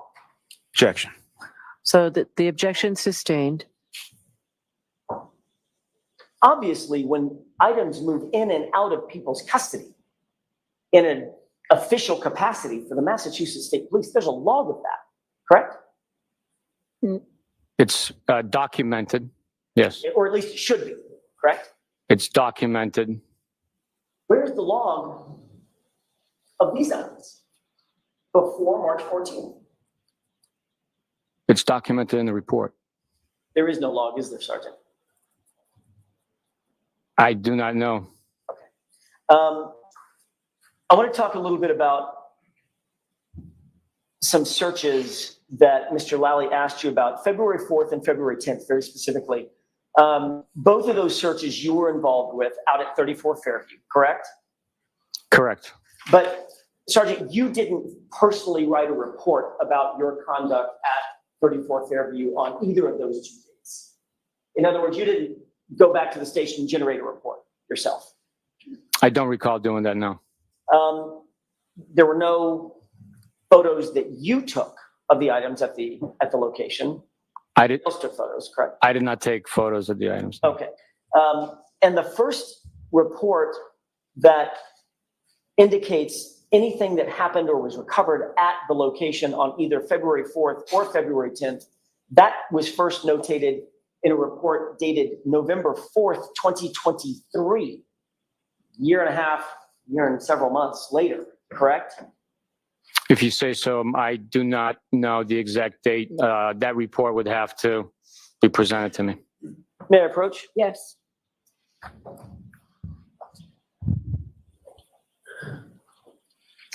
You don't have to read the whole thing, but if you can skip to the part that talks about the February 4th and February 10th searches.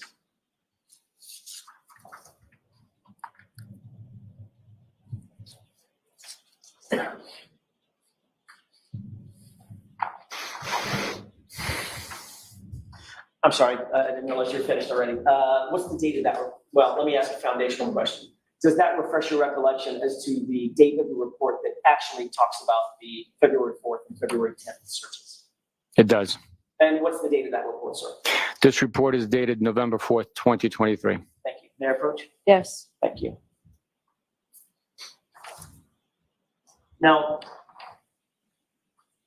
as it relates to those 2 searches, I'd like to ask you a little bit about the February 4th search first. You indicated that you actually responded to 34 Fairview personally, correct? I was responding to that location on my own. I personally responded, yes. Okay. That was because you had received information that Chief Berkowitz had seen something or found something. Is that right? Chief Berkowitz from Canton PD. That is not correct, no. Okay.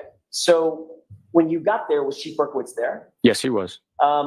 You just happened to go by 34 Fairview at the exact same time on the exact same date as Chief Berkowitz, or was that coordinated in some way? There was no coordination between me and Chief Berkowitz. As I testified, I had directed the troopers to go by the location. I planned to go by the location in the morning on the way to the office and in the afternoon on the way home, just to see if any more items would reveal themselves. So that morning, I was actually traveling to that location in order to conduct a view of the area to see if any more evidence had been revealed. Prior to my arrival, approximately while I was on Chapman Street, I received a call indicating that Chief Berkowitz was at the location, yes. And was there also an Officer Lank, Sergeant Lank? I do not know if Sergeant Lank was there, no. Okay. Chief Berkowitz certainly was there. Yes. And Chief Berkowitz indicated that as he was driving by, he saw a piece of glass. Yes. And stopped his car and then started making phone calls. I believe that's what he indicated to the caller, yes. Did I hear Did that right? you question Chief Berkowitz about why he was driving by the location in the first place? Absolutely not. Okay. You knew at that point that the Canton Police Department had been recused because of at least an appearance or potential for a conflict of interest, correct? I knew they recused themselves due to only in respect to interviews. They didn't want to conduct interviews with us side by side. I mean, if there's a conflict of interest, Sergeant, for department, conducting the interviews is just one aspect of an investigation, correct? I'm not going to speak like a conflict of interest, but yes, conducting an interview is just one aspect of the investigation, yes. So is it your testimony that your understanding was they couldn't conduct interviews, but they could collect evidence, store evidence, write search warrants, get returns on search warrants, execute search warrants, conduct searches. They could do all that and not conduct interviews. My understanding was they were recusing themselves from conducting interviews. They still allowed us to use their facilities. We utilized their conference room to conduct interviews. There was evidence being stored at their Sally port, being the vehicle. So that was my understanding. Isn't it true that you knew that the entirety of the Canton Police Department had recused itself because of a familiarity between one of their members, Kevin Albert, and the Albert family on whose lawn John O'Keefe was found? That was the conflict, correct? I knew that that was the connection between them, yes. And you understood, sir, that that agency was to have nothing, from an investigative standpoint, nothing to do with this investigation, correct? They were not conducting the investigation, no. Matter of fact, Trooper Proctor and you supervising him, y'all were conducting the investigation, right? Our office was conducting the investigation. So did you find it unusual or suspicious in any way that the chief of police for the conflicted Canton PD was the person driving by 34 Fairview looking for evidence? Objection. Can you answer that question, Sergeant? He would have to repeat it. There's just so much I can't. It was a little wordy. I'll try it again. Did you find that suspicious? Which part? You have to repeat the whole thing. That Chief Berkowitz from the conflicted Canton PD was at 34 Fairview looking for evidence? The way you posed the question, I did not find it suspicious at all. He's the chief of the police in the town where he works, and he's driving down the street. I mean, that's not suspicious. With a conflict of interest on the very case that he's driving by. Objection. Sustained.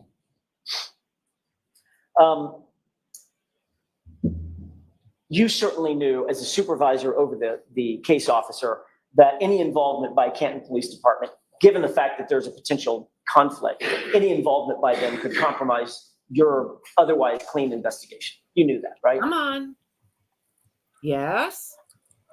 Not necessarily, no. Did Chief Berkowitz disclose to you that morning on February 4th that he had been communicating with Brian Higgins and Brian Albert, two witnesses on your case that morning? Objection. Sustained. Good question. Come on. If you knew information about communication between and among Canton PD and your witnesses, you would find that inappropriate, would you not? Objection. Sustained.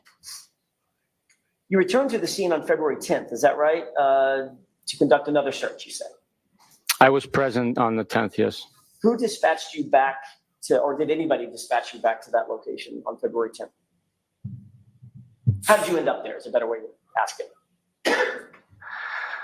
February 10th, just like previous days, we made plans to go to the location in the morning, in the afternoon, drive by. I was on my way to work and to home. So I traveled that route on purpose.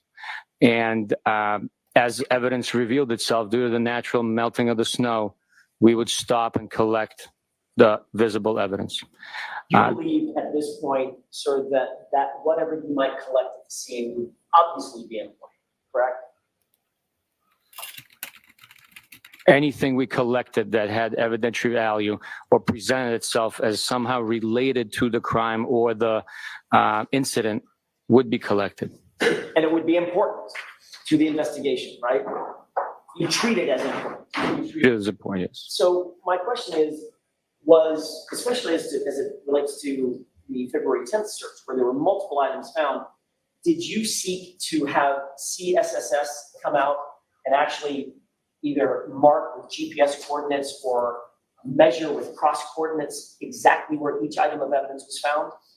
We did not do that. We had collected so much evidence already, and so much has been documented at that point, that we did not contact crime scene services to come back out and photograph more shards of glass and plastic. We simply collected it for processing. So the location of each one of those items was not of that great importance to you, at least at that time? It was of great importance as to the fact that it was located in the vicinity where the victim was found and in the vicinity of other items located of the same characteristic, shape, size, and color. So that's my question, Sergeant. What does vicinity mean? In the area. Okay, what does area mean? It's a location, specific location. Okay, are we talking about, because we do this all day, I guess, are we talking about an area of 5 feet or an area of 50 feet? Was that funny? Based on where the items were recovered, we're talking about an area approximately of Muppet. 30 square feet between the roadway into the grass. It's the We saw photographs, Sergeant, of items that were butted up against Why did fire you think hydrant. that was funny? One instance, correct? Is that yes? That's correct. Yes, A drinking straw was out in the road, correct? that's correct. Another shard of glass that's in the grass, closer to the flagpole, correct? Correct. A hat that's under the snow, adjacent to the left side of the flagpole, correct? I'm sorry, it wasn't. It was closer to the electrical box, wasn't it? No, the pictures documented where the hat was. It was to the right of the flagpole. So these shards of glass, the point I'm asking is, did you seek to use basic cross coordinates, measurements from something that you know is a known object, like for instance, I don't know, a flagpole or a fire hydrant? 27 inches to the north and a foot and a half to the south of those two known points. That would give you a cross coordinate, correct? It would document the exact location, correct? And you did not do that with any of these items, correct? The items that were not photographed were not also GPS located, but they were within the same vicinity of where the other items were collected. But again, now we're back to the same question. Your word for vicinity might be different than my word for vicinity, right? Objection. Sustain. What? Lolly, just be quiet and let truth and facts come out. Come on. You too there, you old bird. When you recover these items, or any other items, it's obviously important to memorialize on the evidence bag or in some other way exactly where they're found, who found them, the date, time, etc. Correct? We do the best we can to document all known information on each evidence item bagged at the time. And in terms of the February 10th search, I want to just ask you a couple of quick questions about that evidence bag. Did you bag the items into a single evidence bag that you found that day, or do you recall? I would have to see the bag. If you have those available, I'll take a look. I can answer them. With the court's permission, exhibit, I think it's 310 that was entered into evidence yesterday. I'd like to display that for us. Okay. I call BS. That just You're looking at a photograph of what was immediately previously entered into evidence is 310. Can you see that from where you're at? I don't have the evidence bag with me, so if you don't, I can certainly ask space to enlarge it. If you can enlarge it, please. Just a portion of the right. Runner, may I approach? Yes. I didn't realize I've got a photograph of it. Do you need the lights on, Sergeant? Please. There you go. Thank you. Should make it easier.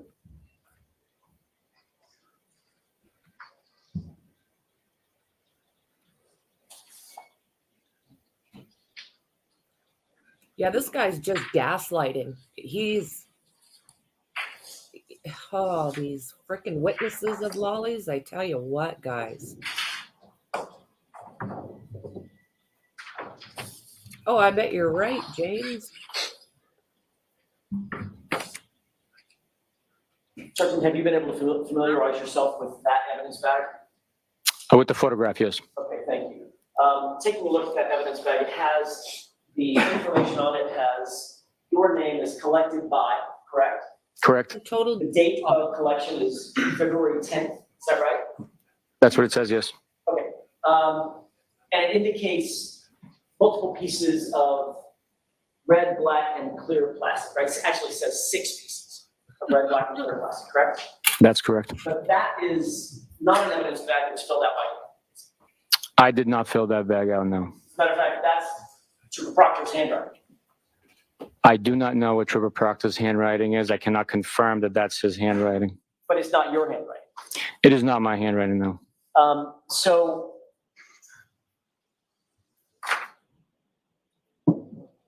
are you aware that this particular bag, that bag that contained those 6 items of plastic material that you already deemed was incredibly important to the investigation, was never booked into any evidence until March 14th, the date that it was submitted to the crime lab?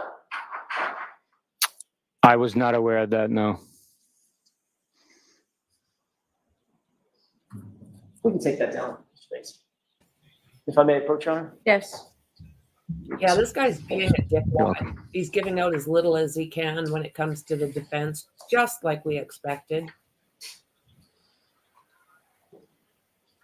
Did you ever draft a report yourself documenting the recovery of those 6 items and the other 14 items that you said that you found on the same date, February 10th? I did not, no. Did you leave that assuming that Trooper Proctor would document that? Objection. Sustained, ask it differently. I'll ask it another way if I can. Did you believe that you didn't need to write a report, Sergeant, because Trooper Proctor would take care of that? I knew that it would be documented. It was already documented on the actual bag as far as who collected it, when, where, what it was, and a report eventually would be authored on it. But the where, for all these very intricate pieces, the where is left to 3430 on that, correct? Objection. I'll allow it. Is that right? The general vicinity location of the other items collected and documented with photographs was consistent with the same locations this was collected.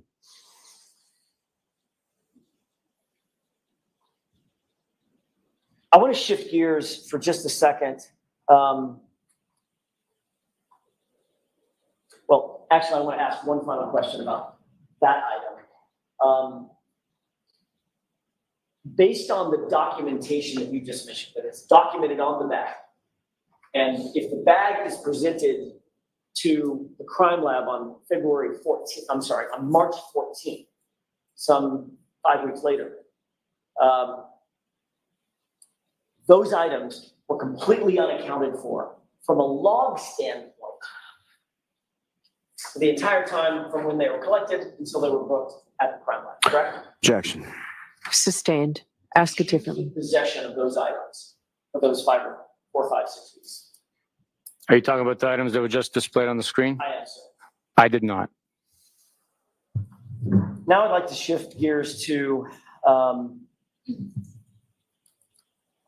a ring video that you saw yesterday. It's in Exhibit 6, video number 153. That may mean nothing to you. It's the 5:07 a.m. video of Ms. Reed's car pulling out of the One Meadows garage. Do you remember that video? I do. Okay. You indicated yesterday on questioning, under questioning by Mr. Lally, that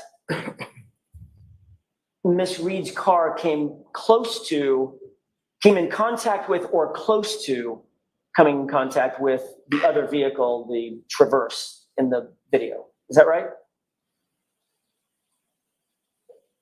The video, as I watched the video, I observed the vehicle come near Mr. O'Keefe's car. Okay, that's what I want to talk about. With the court's permission, may we play that video one more time? You can pull that up, and then I'm going to ask you to pause it and get out of the way. Okay. Can you just play that for a quick second, and then I'll ask you to pause it. Pause. Does that appear to be, I'm just pausing it in the first 2 or 3 seconds, does that appear to be the video that you saw yesterday? It appears that way, yes. Okay. Mr. Bates, if you could enlarge the area around the the left rear tire of the Traverse. I'm going to ask you, sir, if you'll pay close attention to what's been zoomed, and when the SUV gets close to it, I'm going to pause it and ask you another question. You go ahead and play this. Your Honor, I'm going to object to this. So why don't we pause the screen, take it down, and I'll see you at sidebar.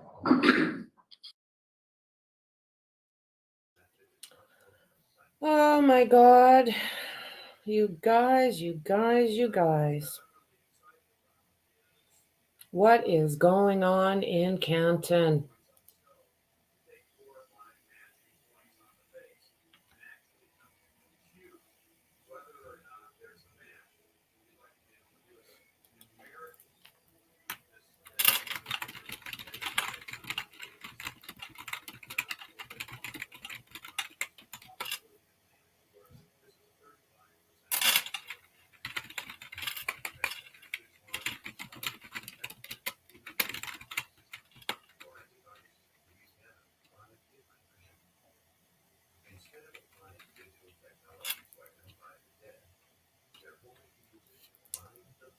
Okay.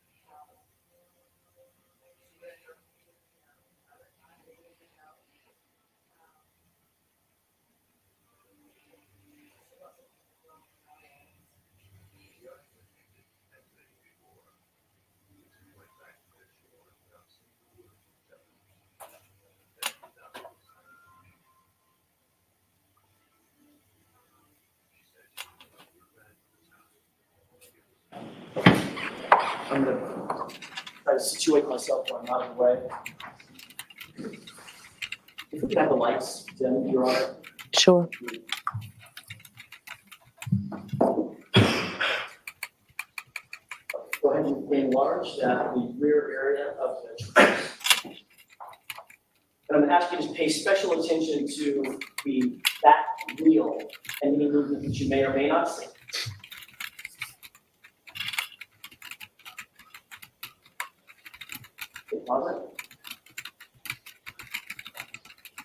Okay, in about the next 3 seconds, Sergeant, I'm asking you to pay special attention to the wheel. Go ahead.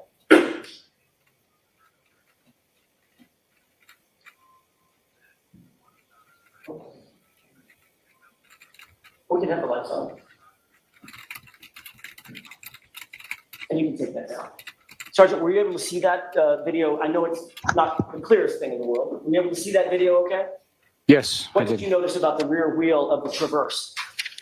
Based on the motion in the shot with the snow falling, it appears that there is movement, but the video speaks for itself. What would you assess based on the movement of the rear wheel of the Traverse about whether or not the two vehicles came in contact with one another? Objection. Sustained. Okay. I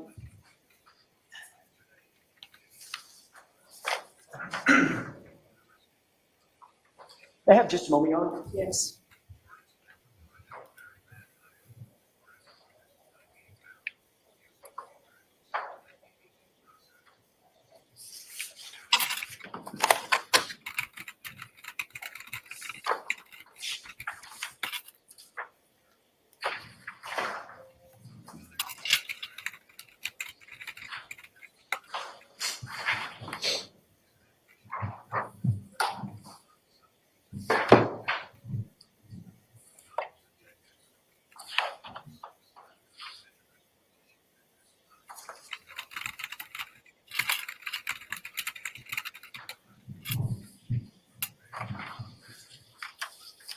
May I inquire? Yes. Thank you. I'm trying to use my time wisely, Your Honor.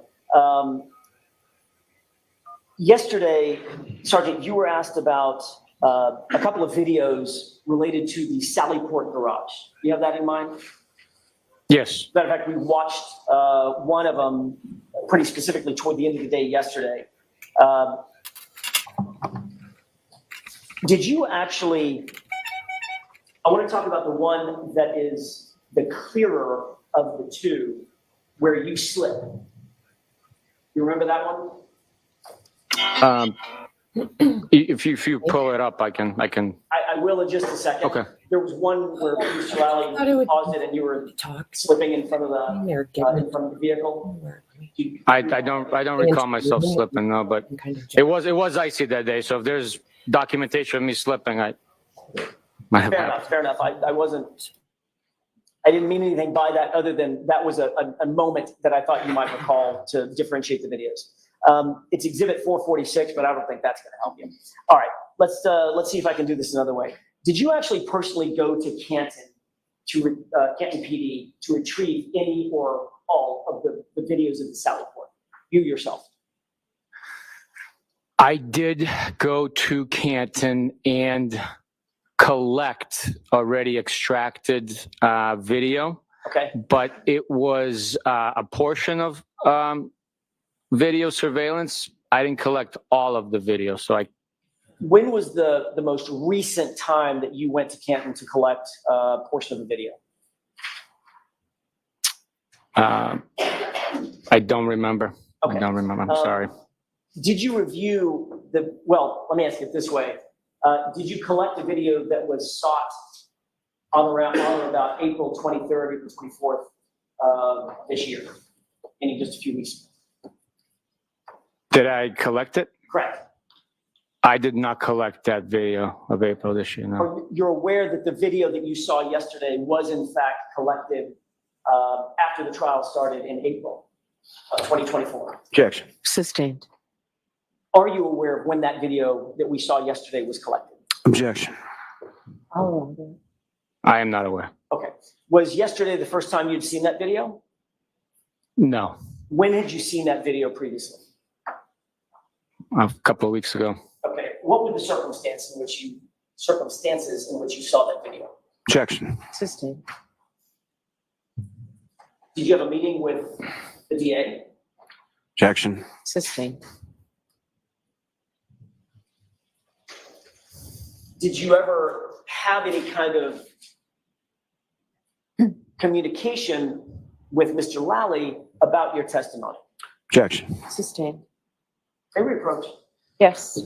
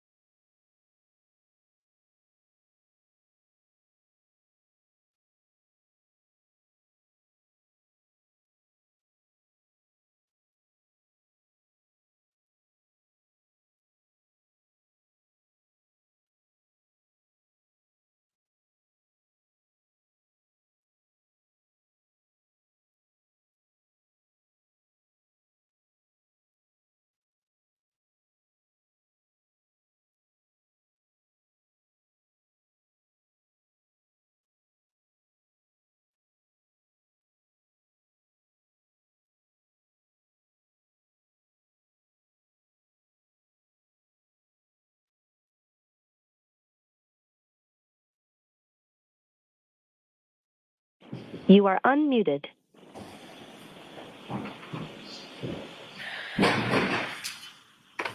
Ma'am? Yes. Thank you. Sergeant, did you have any meetings or communications with Mr. Lally in anticipation of your testimony? Yes. When was that? It was about 2 weeks ago, and then last week, I believe. And what was discussed? Generally. Generally, we discussed the portions of the case that I would be presenting. Did you write a report about your communications with Mr. Lally? No, I did not. Were you shown any of the videos that you've seen here in anticipation of your testimony? Not during the first meeting. I did review a video during the second time. Okay, and that video was, that you did see the second time was the interior video of the Sally Port that we saw yesterday, correct? I'm just trying to remember exactly what video I saw.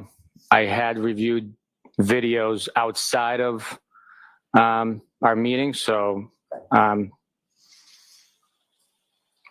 don't remember exactly what video Mr. Lally showed me. But you do recall seeing the video that you saw yesterday, the sort of clear one that has the crime scene tape being put up and all that. You have seen that one before? Yes. And that was with Mr. Lally, correct? That is not correct because I do not recall when I saw that video or what video I saw with Mr. Lally. I see. All right. I'd like to talk about that exhibit 446 for a second, and then I'll show it to you. You indicated that the video that all the videos, everything that you saw yesterday was true and accurate, correct? Based on your memory of the events that were memorialized in the video? The video captures events taking place in an accurate fashion, yes. In an accurate fashion. All right, that's what I wanted to find out. And after you watched the video, I think you were asked by Mr. Lally, does the video show you or Trooper Proctor having access to or messing with in any way that right rear tail light in any fashion? And you said, never. I was asked if at any point Trooper Proctor and I had came into contact, I believe, or touched the vehicle and that portion of the vehicle. And I said, never, we never touched the vehicle prior to it being properly processed with a search warrant. And that was specifically his question was to, and your answer was to the right rear portion of the vehicle, right? That right rear tail light. The right rear damaged taillight, correct. With the court's permission, I'd like to play a portion of Exhibit 446. Okay.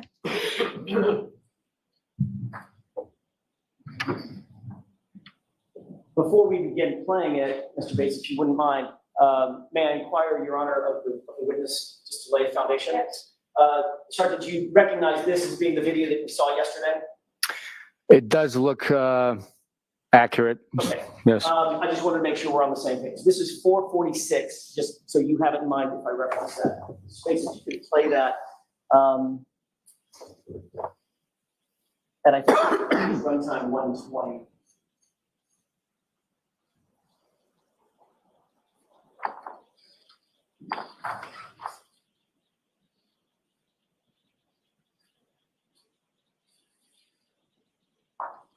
Pause it. Do you recognize that as the video we saw yesterday? Yes, I do.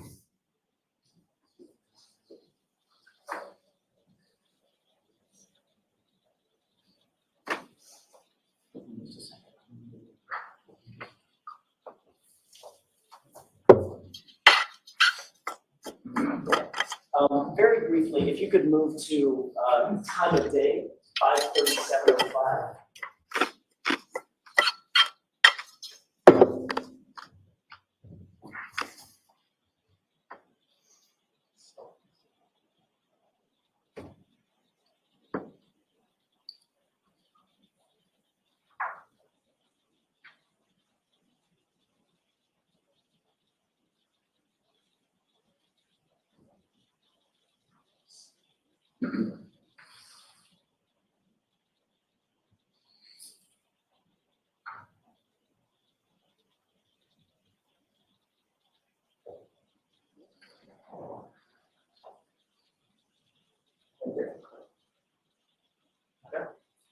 Yes.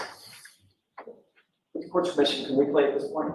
Yes. All right, that shows the vehicle coming into the Sally Port, and we're looking at which side of the vehicle? So that is the driver's side of the vehicle. What that video depicts is a mirror collection. Although mirrors are accurate representation of what you're seeing, it's just inverted.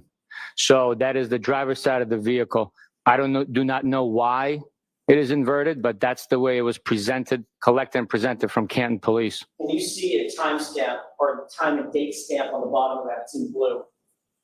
I cannot know. Does it appear that time and date stamp, if you can't read every letter on it, that is in correct order? In other words, that's not inverted. I cannot read it, no. All right, let's go ahead and play this for a second.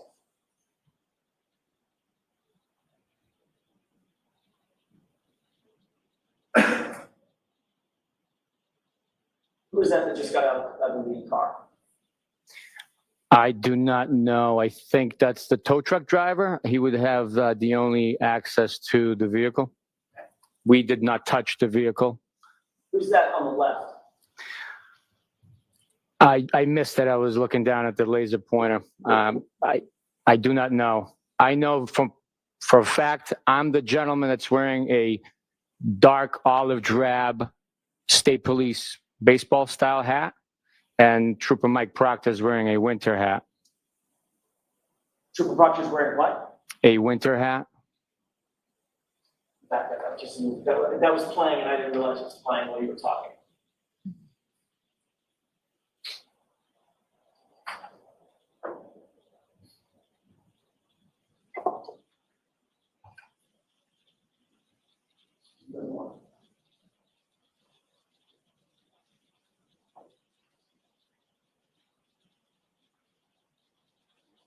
Stop. Look for that. And stop. Yesterday, when you testified, you indicated that the two individuals in this scene were you and Trooper Proctor, correct? That is not correct. There was two individuals in the rear of the vehicle I shined my light to. That was me and Trooper Proctor. Do you see Trooper Proctor toward the back of the rear of the vehicle there?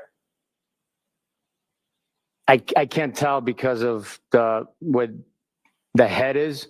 I just know that Trooper Proctor was wearing a black hat. Which the person in that in the video to the left, to the rear of the car, is wearing a black hat, correct?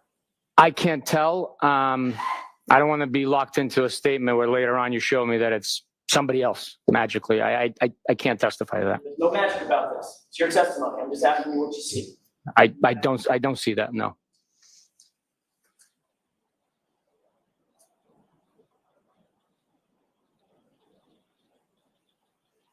So, let's go ahead and play it this way.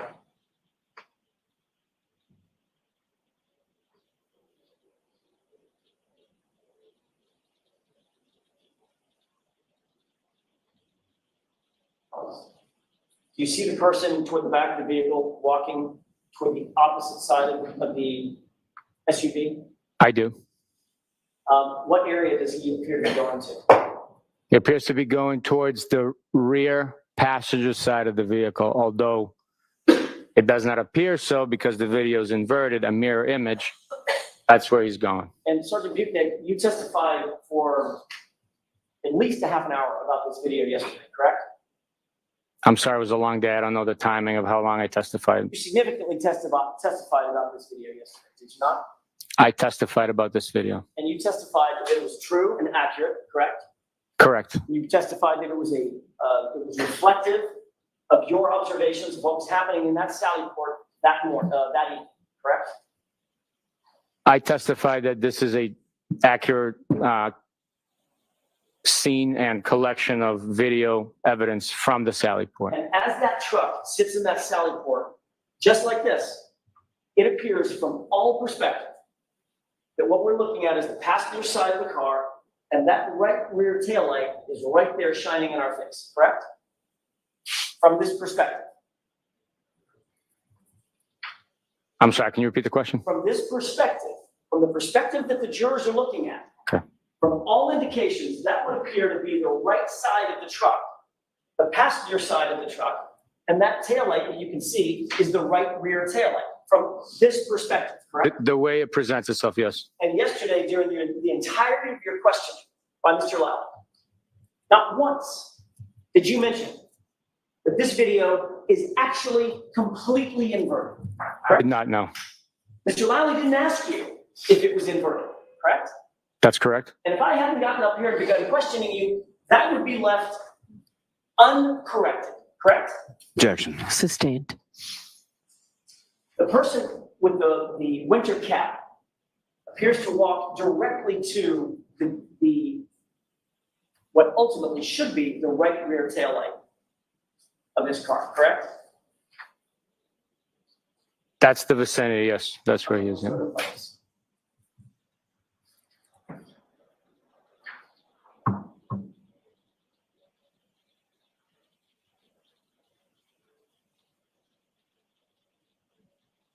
Pause it.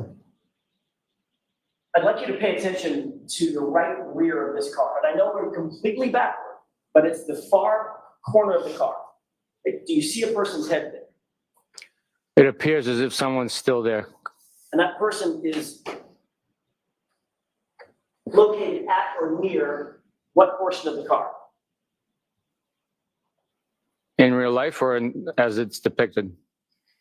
Is the person near in real life, near the right rear tail light of the car? Yes. Matter of fact, standing there, hovering around there, correct? We don't know the distance that they are in proximity to the actual vehicle. We just know that they're behind the vehicle. That Looks like it's pretty close, doesn't it? Sergeant? Objection. Sustained. Does that look like he's in close proximity to the right rear tail light?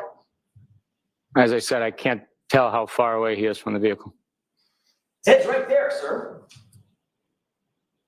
You can't tell that he's right next to the right rear tail light? Objection. Sustained.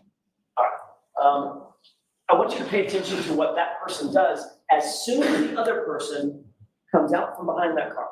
So you see him move.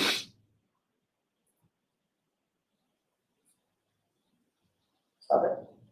Do you see that person move? I saw movement in the frame, yes. Right when the other person is in eyesight of the person toward the right rear, correct? I mean, the video speaks for itself. Yeah, it does. No. Objection, Your Honor. The objection sustained. No commenting, Mr. Jackson. We've talked about that.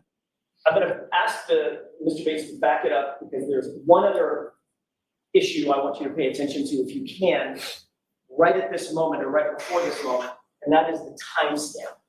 You back it up maybe 10 seconds. Right about there. Don't play it yet. Instead of paying attention to the individuals, I'm going to ask you, can you see, may I approach the screen on? Yes. Can you see the timestamp at 5:37 and 37 seconds p.m.? Can you see that from where you're at? No, I cannot. Me neither. But I don't walk up to it. Let's play it for about 10 seconds.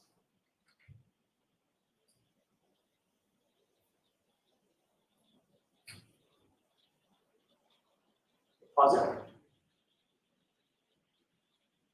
Did you see another person just appear toward the rear end of the car? There was a fog of some sorts. It did appear as if a person was actually in. There was two people back there, and two people walked away, or one person walked away. The timestamp jumped to 5:38:01. Correct? I cannot see the timestamp, sir. Okay. Did it appear that there was an anomaly? There was a portion of that video that was deleted, or it's missing, not deleted, but just missing. Objection. Can you tell that? Does it appear that way to you, Sergeant? No, Your Honor, I cannot tell what is happening with the video.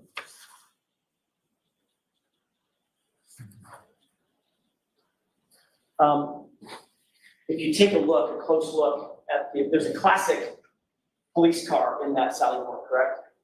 There's an antique vehicle there, yes. If you take a close look at the trunk of that vehicle, see the word police? Yes, I believe I can read that, yes. And it's backward, correct?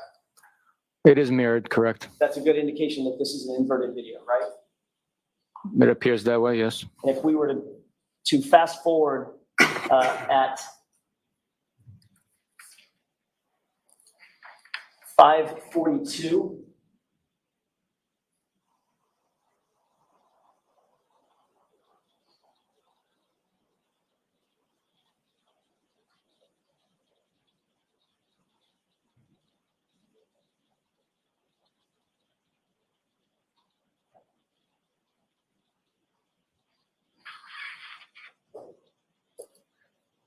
About another 20 seconds.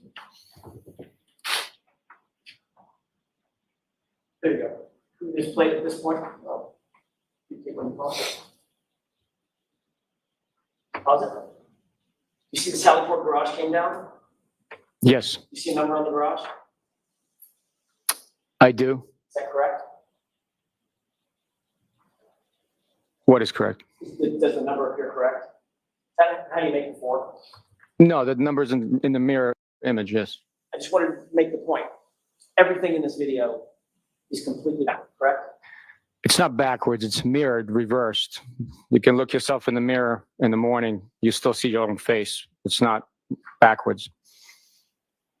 But my mirror image is not an accurate depiction of who I am. My actual physical appearance is who I am, correct? Objection. Sustained. A mirror image, Sergeant, is not an accurate video of this, is it? Objection. It's a mirror image by definition. Sustained. Ask it differently, Mr. Jackson. Your Honor, thank you. I don't think so. I would like to mark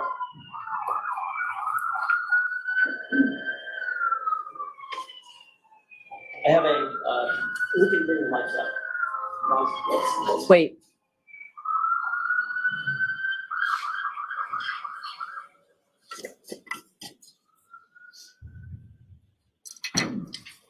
I have a thumb drive that I'd like to have marked with the court's permission.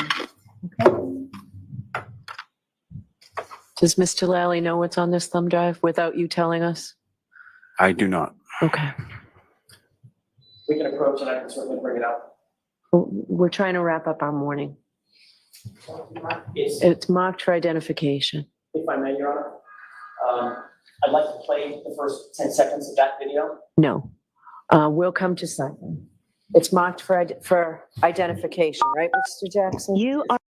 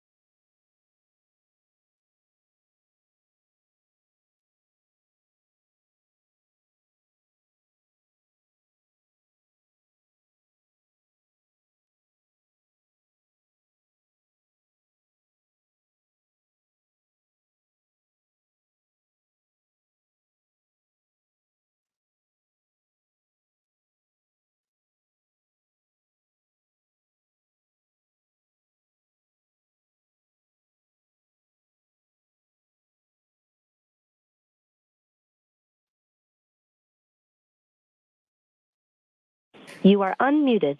Kenneth, we're gonna have you come back on Monday. All right, so we'll just wait. Jurors, I know that you want to know when this case is gonna end, and I don't mean that in any negative way. After speaking with the lawyers, I can safely say that you will get this case for your deliberations sometime the last week in June. We'll know better next week. We will not be in session next Tuesday. We will go full days, Monday, Wednesday, Thursday, Friday next week. We will not be in session next Tuesday. I have to give you those cautions again. Please do not discuss this case with anyone. Don't do any independent research or investigation into this case. If you happen to see, hear, or read anything about this case, please disregard it and let us know. Great weekend. We'll see you Monday. All rise for the jury, please, jurors. You are muted. Okay, guys, well, it looks like we're off for the rest of the weekend. I didn't quite catch what the schedule is going to be, but I will absolutely find it and I'll get it out to you guys. So thank you very much for spending the time with me, and I'll see you really soon in the next one. Bye. Thank you.